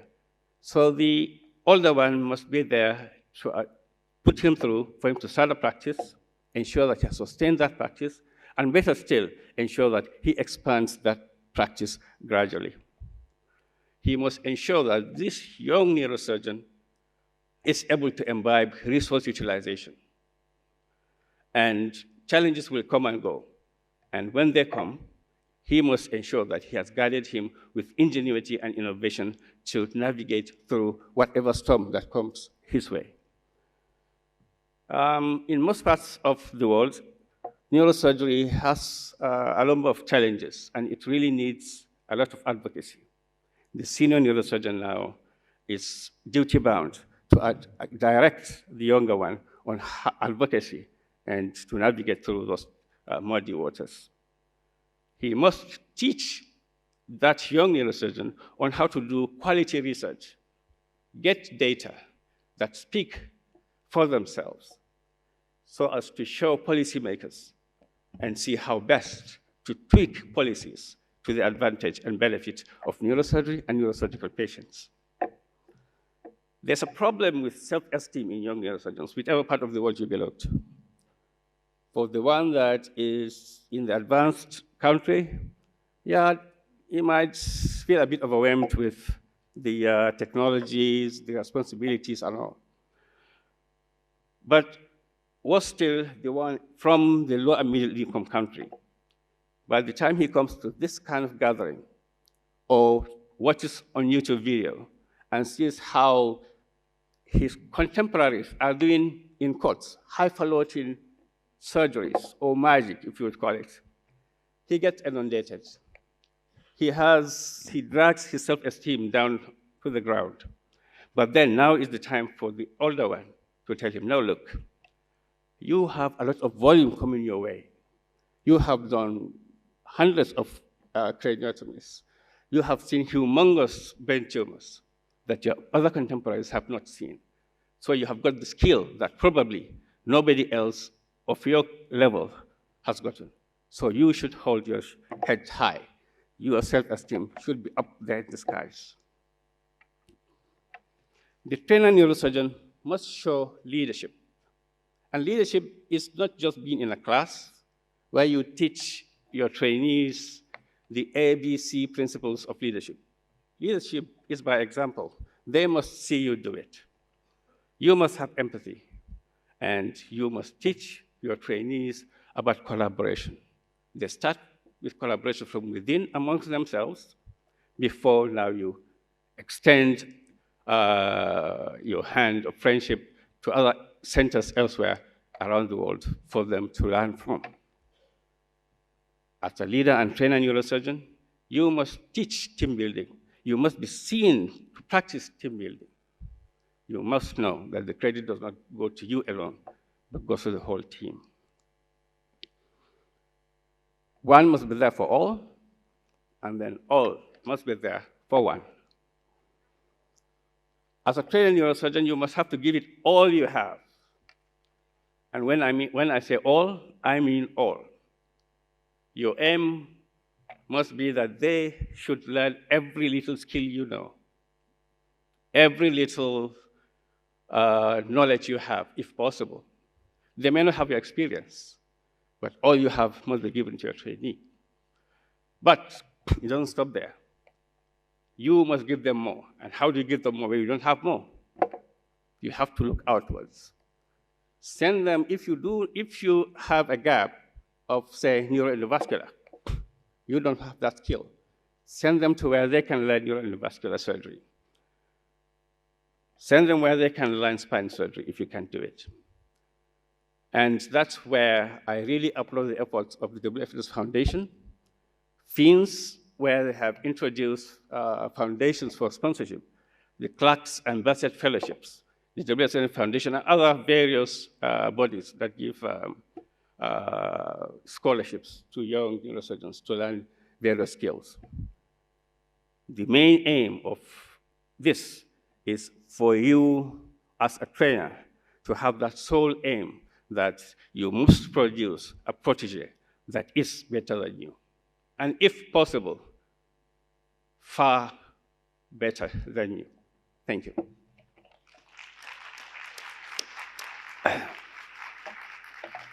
Thank you for those very thoughtful reflections. And our last talk before the panel discussion will be on clinical training in Africa, a Kenyan perspective. And the speaker is Dr. Mahmoud Qureshi from Kenya.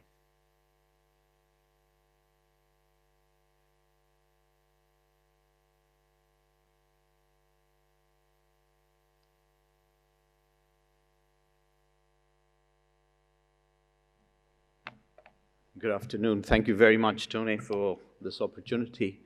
You really wanted to get a perspective, and I hope that I shall deliver in the sense that you've asked me to give us a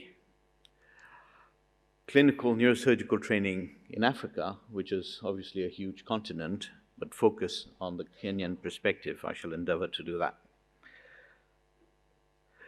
So that's the historical preamble. Neurosurgery in one form or the other has been a Kenyan tradition. You've all heard of the Kisii craniotomists, and we still have them, but now no longer in active practice. But these trepanations have been going on in Kenya for a long time. But the formal neurosurgery development started with Professor Renato Roberti from Italy, and the last quarter, I believe, has seen us reach respectable levels. So we'll give you what the situation was just 2 decades ago. Of the 54 countries in Africa, just 8 had formal neurosurgery training programs. All of these were either in the north or in South Africa. The rest, apart from West Africa and Nigeria and Senegal, there was no neurosurgical training. So for these people, myself included, we had to go sent elsewhere to get our training. And the current situation is that 22 of those 54 have got neurosurgical training programs, and as you will see, they've all increased in Western Africa, and there are now 6 countries in Eastern Africa that are now training their neurosurgeons. This was the situation in 1992 when I returned from training, and I could name each of those neurosurgeons working in our region, and clearly something had to be done. So what we opted to do was to go around like traveling salesmen to all across the region and said, guys, can we come together? Because none of our countries individually has a center where we can give a comprehensive neurosurgical training akin to the kind that we know is available abroad. But our problem is only 10%, if not less, return, not because they don't want to, but because their circumstances sometimes don't allow them to return back home.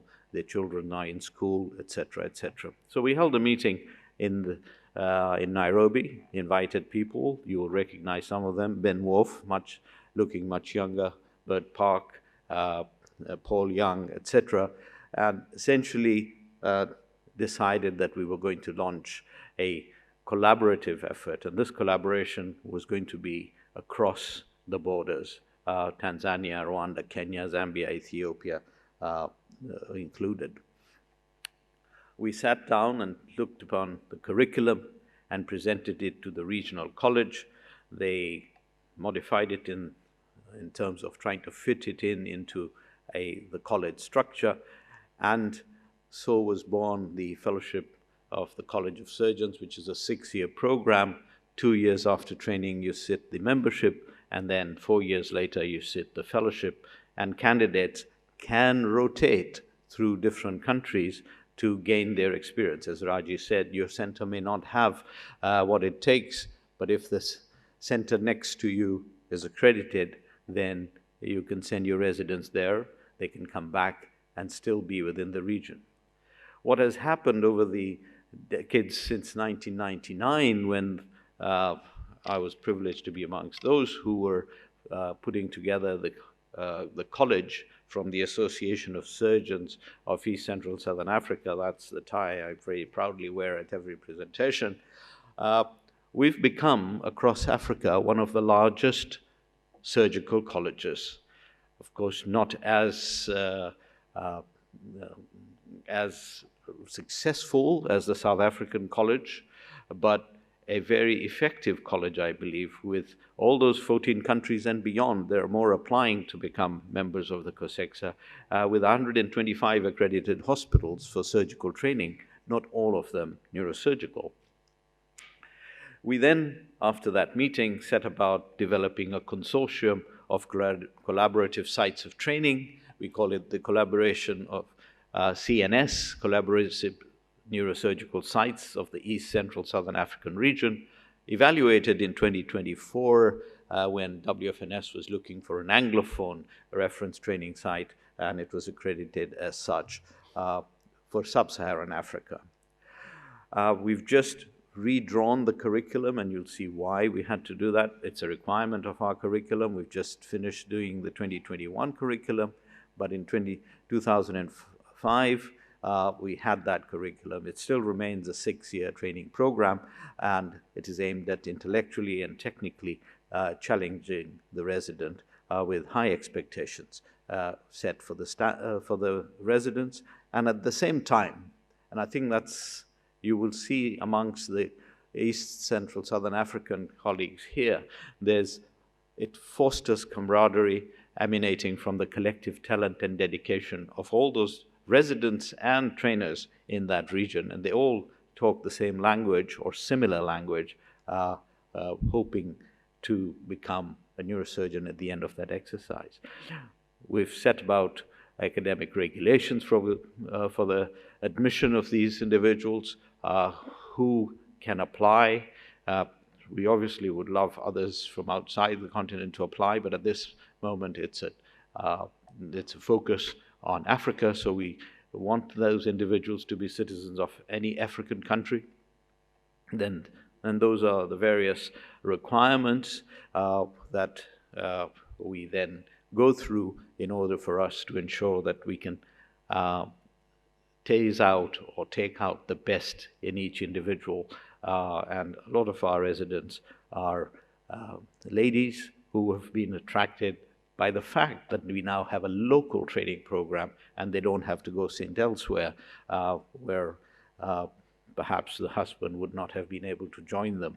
So there is a fairly detailed evaluation and teaching. I won't go through all this, but basically I'm giving a flavor of what training in the East Central Southern African region is. They have to have a very detailed online operative log of their cases. They are required to maintain this log, are required to enter all their operative cases into the COSEXA electronic logbook. These case logs are evaluated by the program directors of all the various units within the country, and we have several of them who are visiting this congress. This is just to give the flavor of what we think the surgical skill and competency development of those individuals are. By the end of 3 months, there is an expectation. At 6 months, there is an expectation. There are 9 months, there is an expectation, so on and so forth, right up to the 36 months. And then they're ready to be chief residents. So these all then are fairly detailed. And if you are focusing on this, you will realize that a lot of these and a significant number of these things cannot be obtained within the context of even the collaborative neurosurgical sites of training. So how do we go about that? Because there are some where you really cannot get the resident to train in these areas. So for that, as I mentioned, there are operational objectives in all these rotations. There's one for, they've got to understand neuropathology and neuroradiology, and there are expectations in the curriculum for that. There are expectations for their trauma rotation, fairly detailed. Not all of it can be obtained within the structure. There are very well laid out objectives for their ICU rotations and what they need to know, but again, fairly detailed, and not all of it can be obtained. There are, for the ICU component, again, things like being able to insert a jugular pulp, go into that kind of detail. You can't do that. So how do you fulfill that requirement? We've said you don't necessarily have to physically be able to do that, but at least know when and how it should be performed. Then there are pediatric neurosurgery requirements, etc. The spine requirements are also covered within the curriculum. Talking about what happens because we cannot offer that within that consortium, we've had to, as Raji pointed out, develop international collaborating institutions, and many of our colleagues here know all these people. Mehmet has been very kind to us, taking some of our residents for their spine rotations. Roger Hartle has been a huge help. Mike Hagland has been a help. Pablo and Jose have opened out their homes for our residents to go and train on the labs in that area. Basant takes our residents to Hinduja, and Nasser has offered the Cairo University through a memorandum that we've so along with that, we've been benefiting hugely by the interest shown by international colleagues. For example, Yoko Kato has regularly done courses, and on the slide on the right, you will see all our friends who are here. Imad Kanan, Vladimir, Yoko, Miguel, Bob Dempsey, Salman Sharif, Keki Turel. They've all taken their time because of the relationships that we've built over the years to come and run courses within there. We've also benefited from our relationship with Professor Majid Sami, because he was the first who then had ran a course in that region. Yoko brings the best of her team to teach microneurosurgery and entice. You can't obviously teach somebody to become a microneurosurgeon, but at least show them the principles and entice them into that kind of training. As they visit Valencia and Alicante, you can see the joy when they're actually being given training rotations in Alicante and Valencia in the labs there. And these external rotations have really been hugely valuable.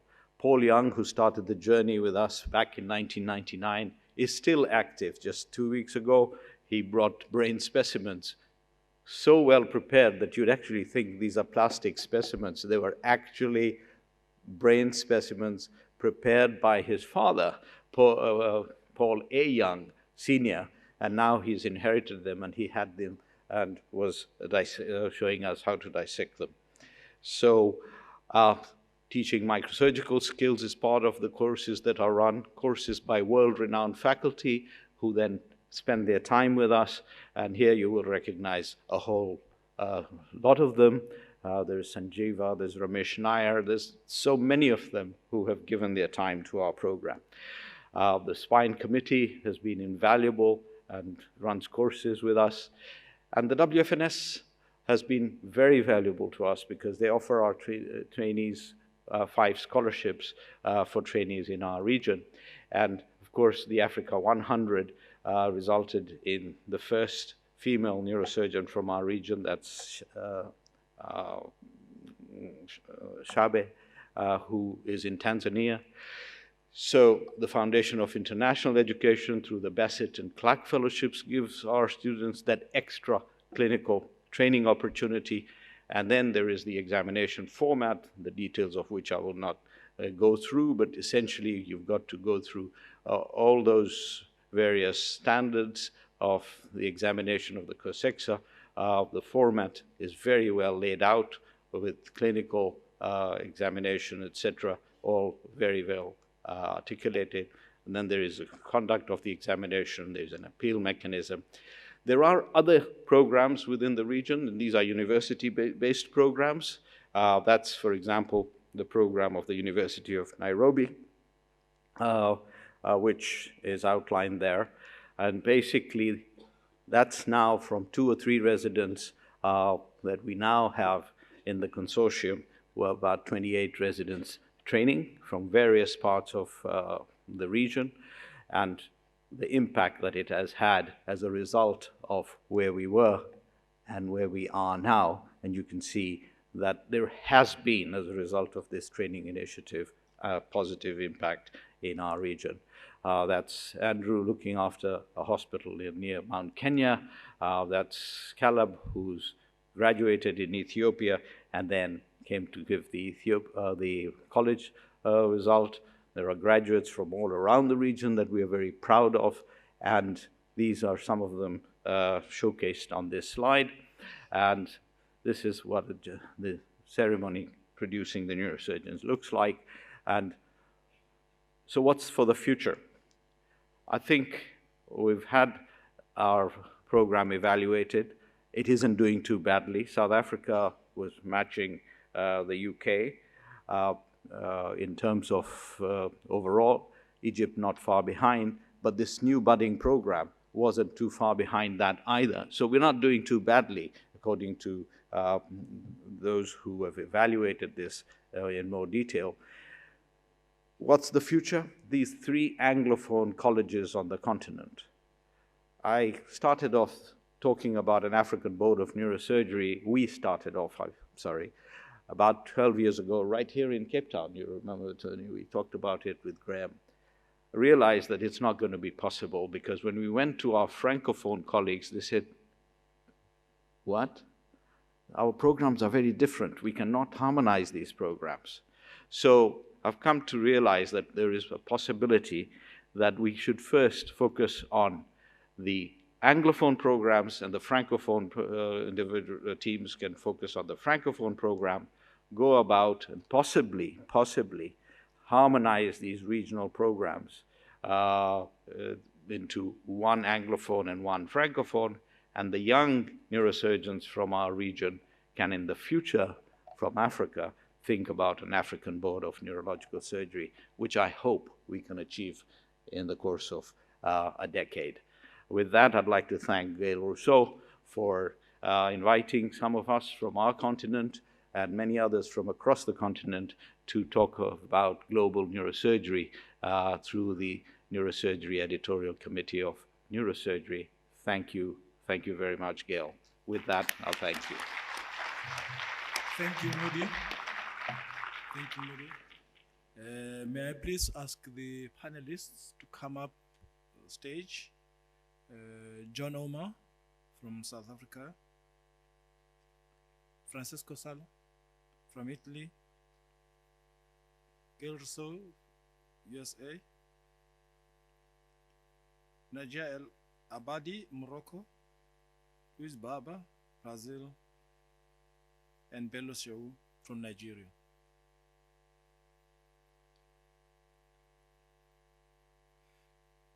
Because we're running over time a bit, we've been asked by the organizers to perhaps shorten the discussion to about 20 minutes.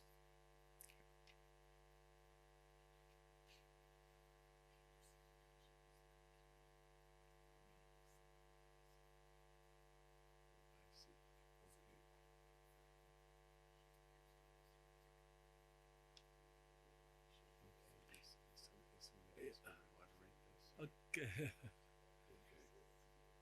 I think we should start. If we can have each one having a mic.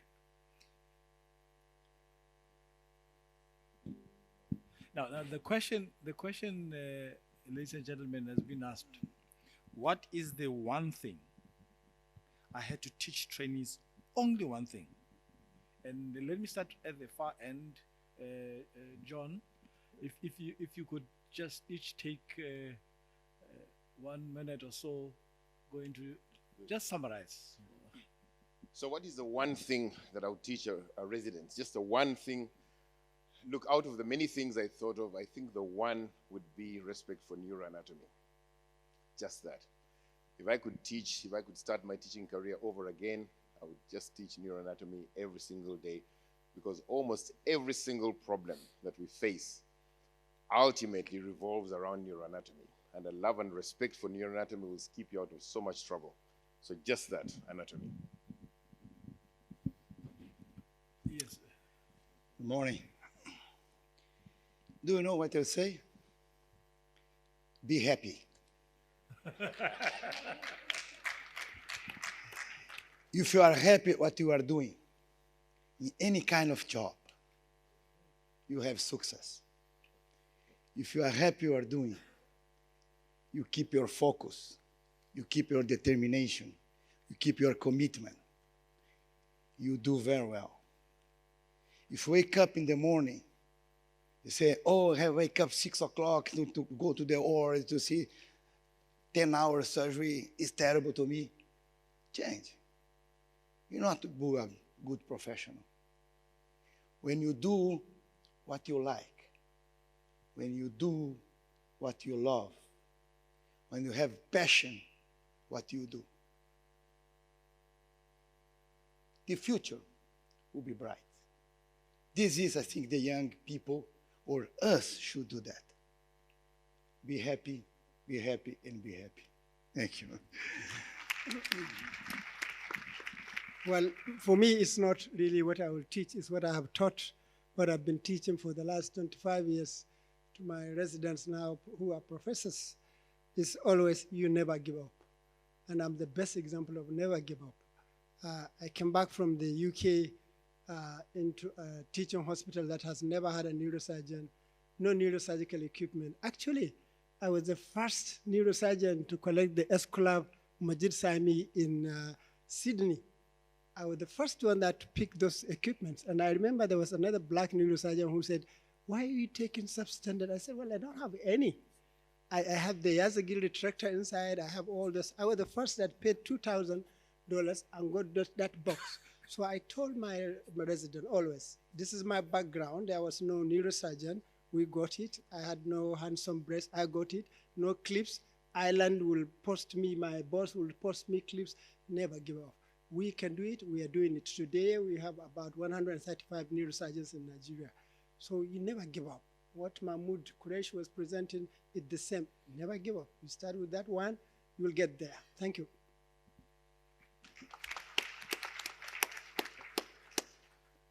So I will contextualize this a little bit also in light of the great lectures we heard this morning.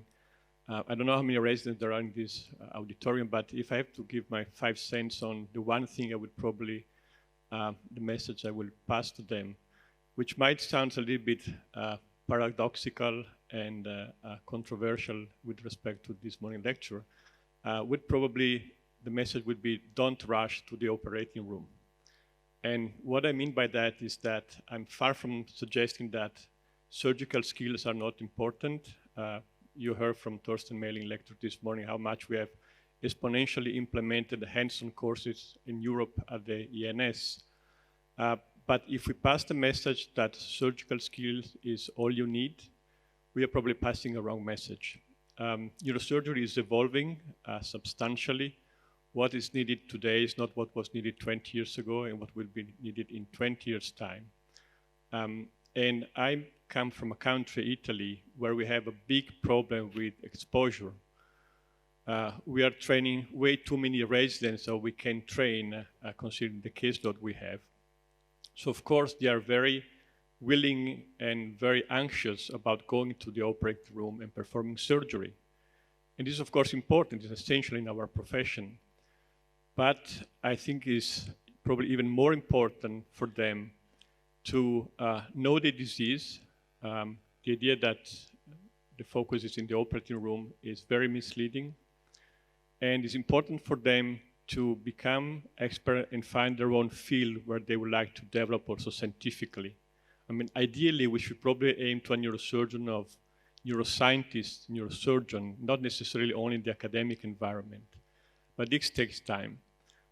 So what I'm trying to pass them as a message is that surgical skills are very important, but we have to keep in mind that in order to remain competitive also with other specialties, which may threat in the long run some of neurosurgical subspecialties, it's important for us also to develop the field from a scientific standpoint.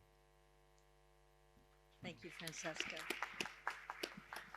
I love this question, and I think my response is similar to my friend Louis. When I think about work, I've long been very inspired by the words of the great Lebanese philosopher Khalil Gibran, who said of work that work is love made visible. So I have said, and I would say to this hypothetical student, to find what you love, what your passion is, and then you'll be good at it. And the intersection of what you love and where there is a need then allows you to make impact, and that impact will be sustainable. And if you have a sustainable impact, then you've been able to create that little mosaic that is uniquely you in the great, beautiful mosaic of humanity. So care about it, love it, and the rest will follow. Well, very, very thoughtful responses to an important question. So perhaps we have time for one more question, and then maybe John will go back to you, and we'll just go around to all of the panelists. And perhaps this question might be to ask for you to provide one reflection on a key opportunity for the future. Good. So about the future, I think there are many ways one can look at that. And if I speak to my residents or registrars about the future, I think in the last, say, 20, 30 years, neurosurgery has changed quite a lot. If I look back, to when I started, there wasn't that much of an emphasis on sort of, subspecializing. We were at the time content to be general neurosurgeons in the sense that you did a brain tumor in a child in the morning and you clipped an aneurysm in the afternoon and you fused the spine in the evening. But if I was to look to the future with the eyes of a resident currently starting now, I would say that the way things are now, I think the emphasis must surely be on subskilling, on getting a set of skills that are unique, because the more neurosurgery develops, the more rare it becomes. It becomes almost impossible to be a master of all of neurosurgery. And I think right from the start, as people start their training today, they must be looking at the future with the eyes of saying, look, I need to master one thing to become good at pediatric neurosurgery, to become good at spinal neurosurgery, at functional neurosurgery. And then we as trainers should be able to develop people along that line and mentor them in such a way that people are identified through their training, so that eventually when they emerge on the other side, they are shepherded into these areas. I think at the end of the day, we shall produce people who are much better than we were, who can do spine surgery better than we were, who can do functional surgery better than we did. We who are sort of the generalists of yesteryear. So I think that would be my opinion. Some months ago, I had an article, I think in the World Neurosurgery, Somebody saying the neurosurgeon was dying. The neurosurgeon is not dying. It's changing. It's changing way to see. It's changing the technology.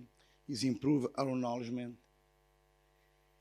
And I think the future, and now, we need to have the open mind. The mind open for the new things that are coming, the new advance. But never, never leave that other benefits, other thing, more than the patient be the priority. We are doctors to treat patients. In the future, we will be doctors to treat patients. The neurosurgery will change, the technology will change, the advance will come, but always the patient will be our priority. Thank you. Yeah, I think we're beginning to see what the future is going to be in the very near future. The huge gap that is between us, the developing world, low and middle income countries, and the higher income countries is beginning somehow to reduce, both in terms of the social lives that we live, but in the field of medicine generally, we will see that there is more coming together of the whole world. I think the COVID-19 taught us another lesson, that what affects one affects all of us. So I think the field of neurosurgery today, I will tell them, come in, and they are coming in drones to do neurosurgery and the subspecialties, knowing that the future, the limitations that are there now in terms of equipments, basic needs of power, water, and all that, are all beginning to be addressed by the world community honestly, meaningfully, with the intention to minimize the suffering of our brothers and sisters on the surface of the earth.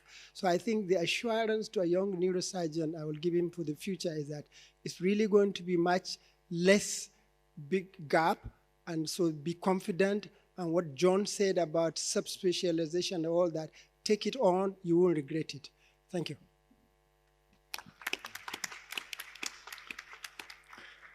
Yeah, I go back to what was mentioned before. I think that neurosurgery is becoming more and more translational in a way with many other fields in neurosciences.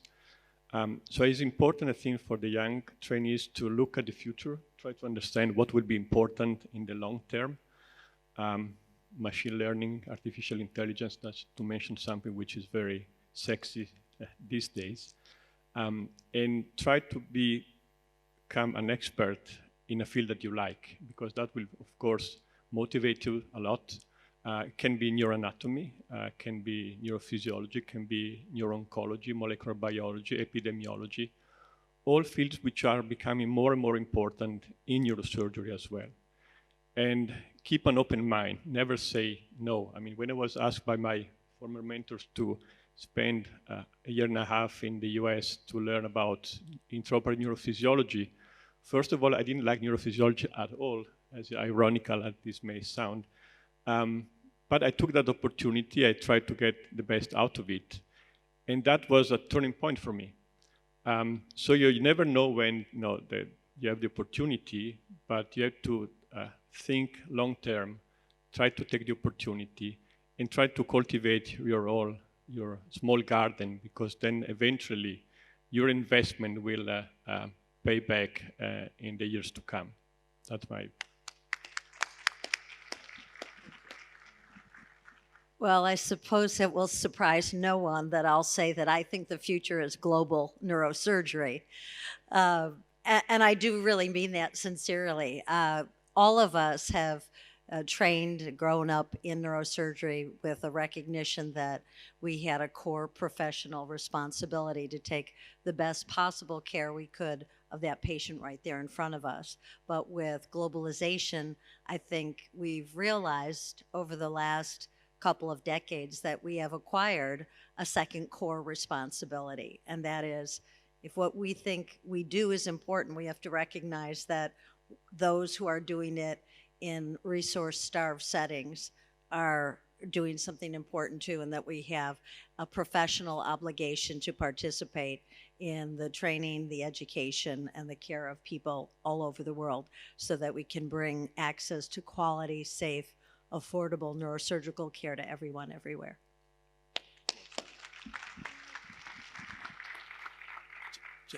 Just for the young neurosurgeons, my last word would be, do not develop hydrocephalus. Do not develop hydrocephalus. Continue to learn, don't grow a big head. Advance. We will meet in the next session at 2. Thank you. Have a great day. So, Thank you so to everybody, all of the speakers and to the panelists for a great session. So Michael and Patrick, thanks for the session. That was invigorating. Thanks for all the speakers and the discussants for bringing us back on time. As a program chair, I always really appreciate that. So enjoy lunch, but maybe if I could just encourage, especially the trainees, there's still a couple of places up for grabs for the pub quiz tonight. It's going to be a huge amount of fun. In particular, it's going to be a great opportunity to meet young people from other parts of the world and engage in some vigorous competition about your general knowledge and whether your education system has really prepared you for the real world. Okay, see you later.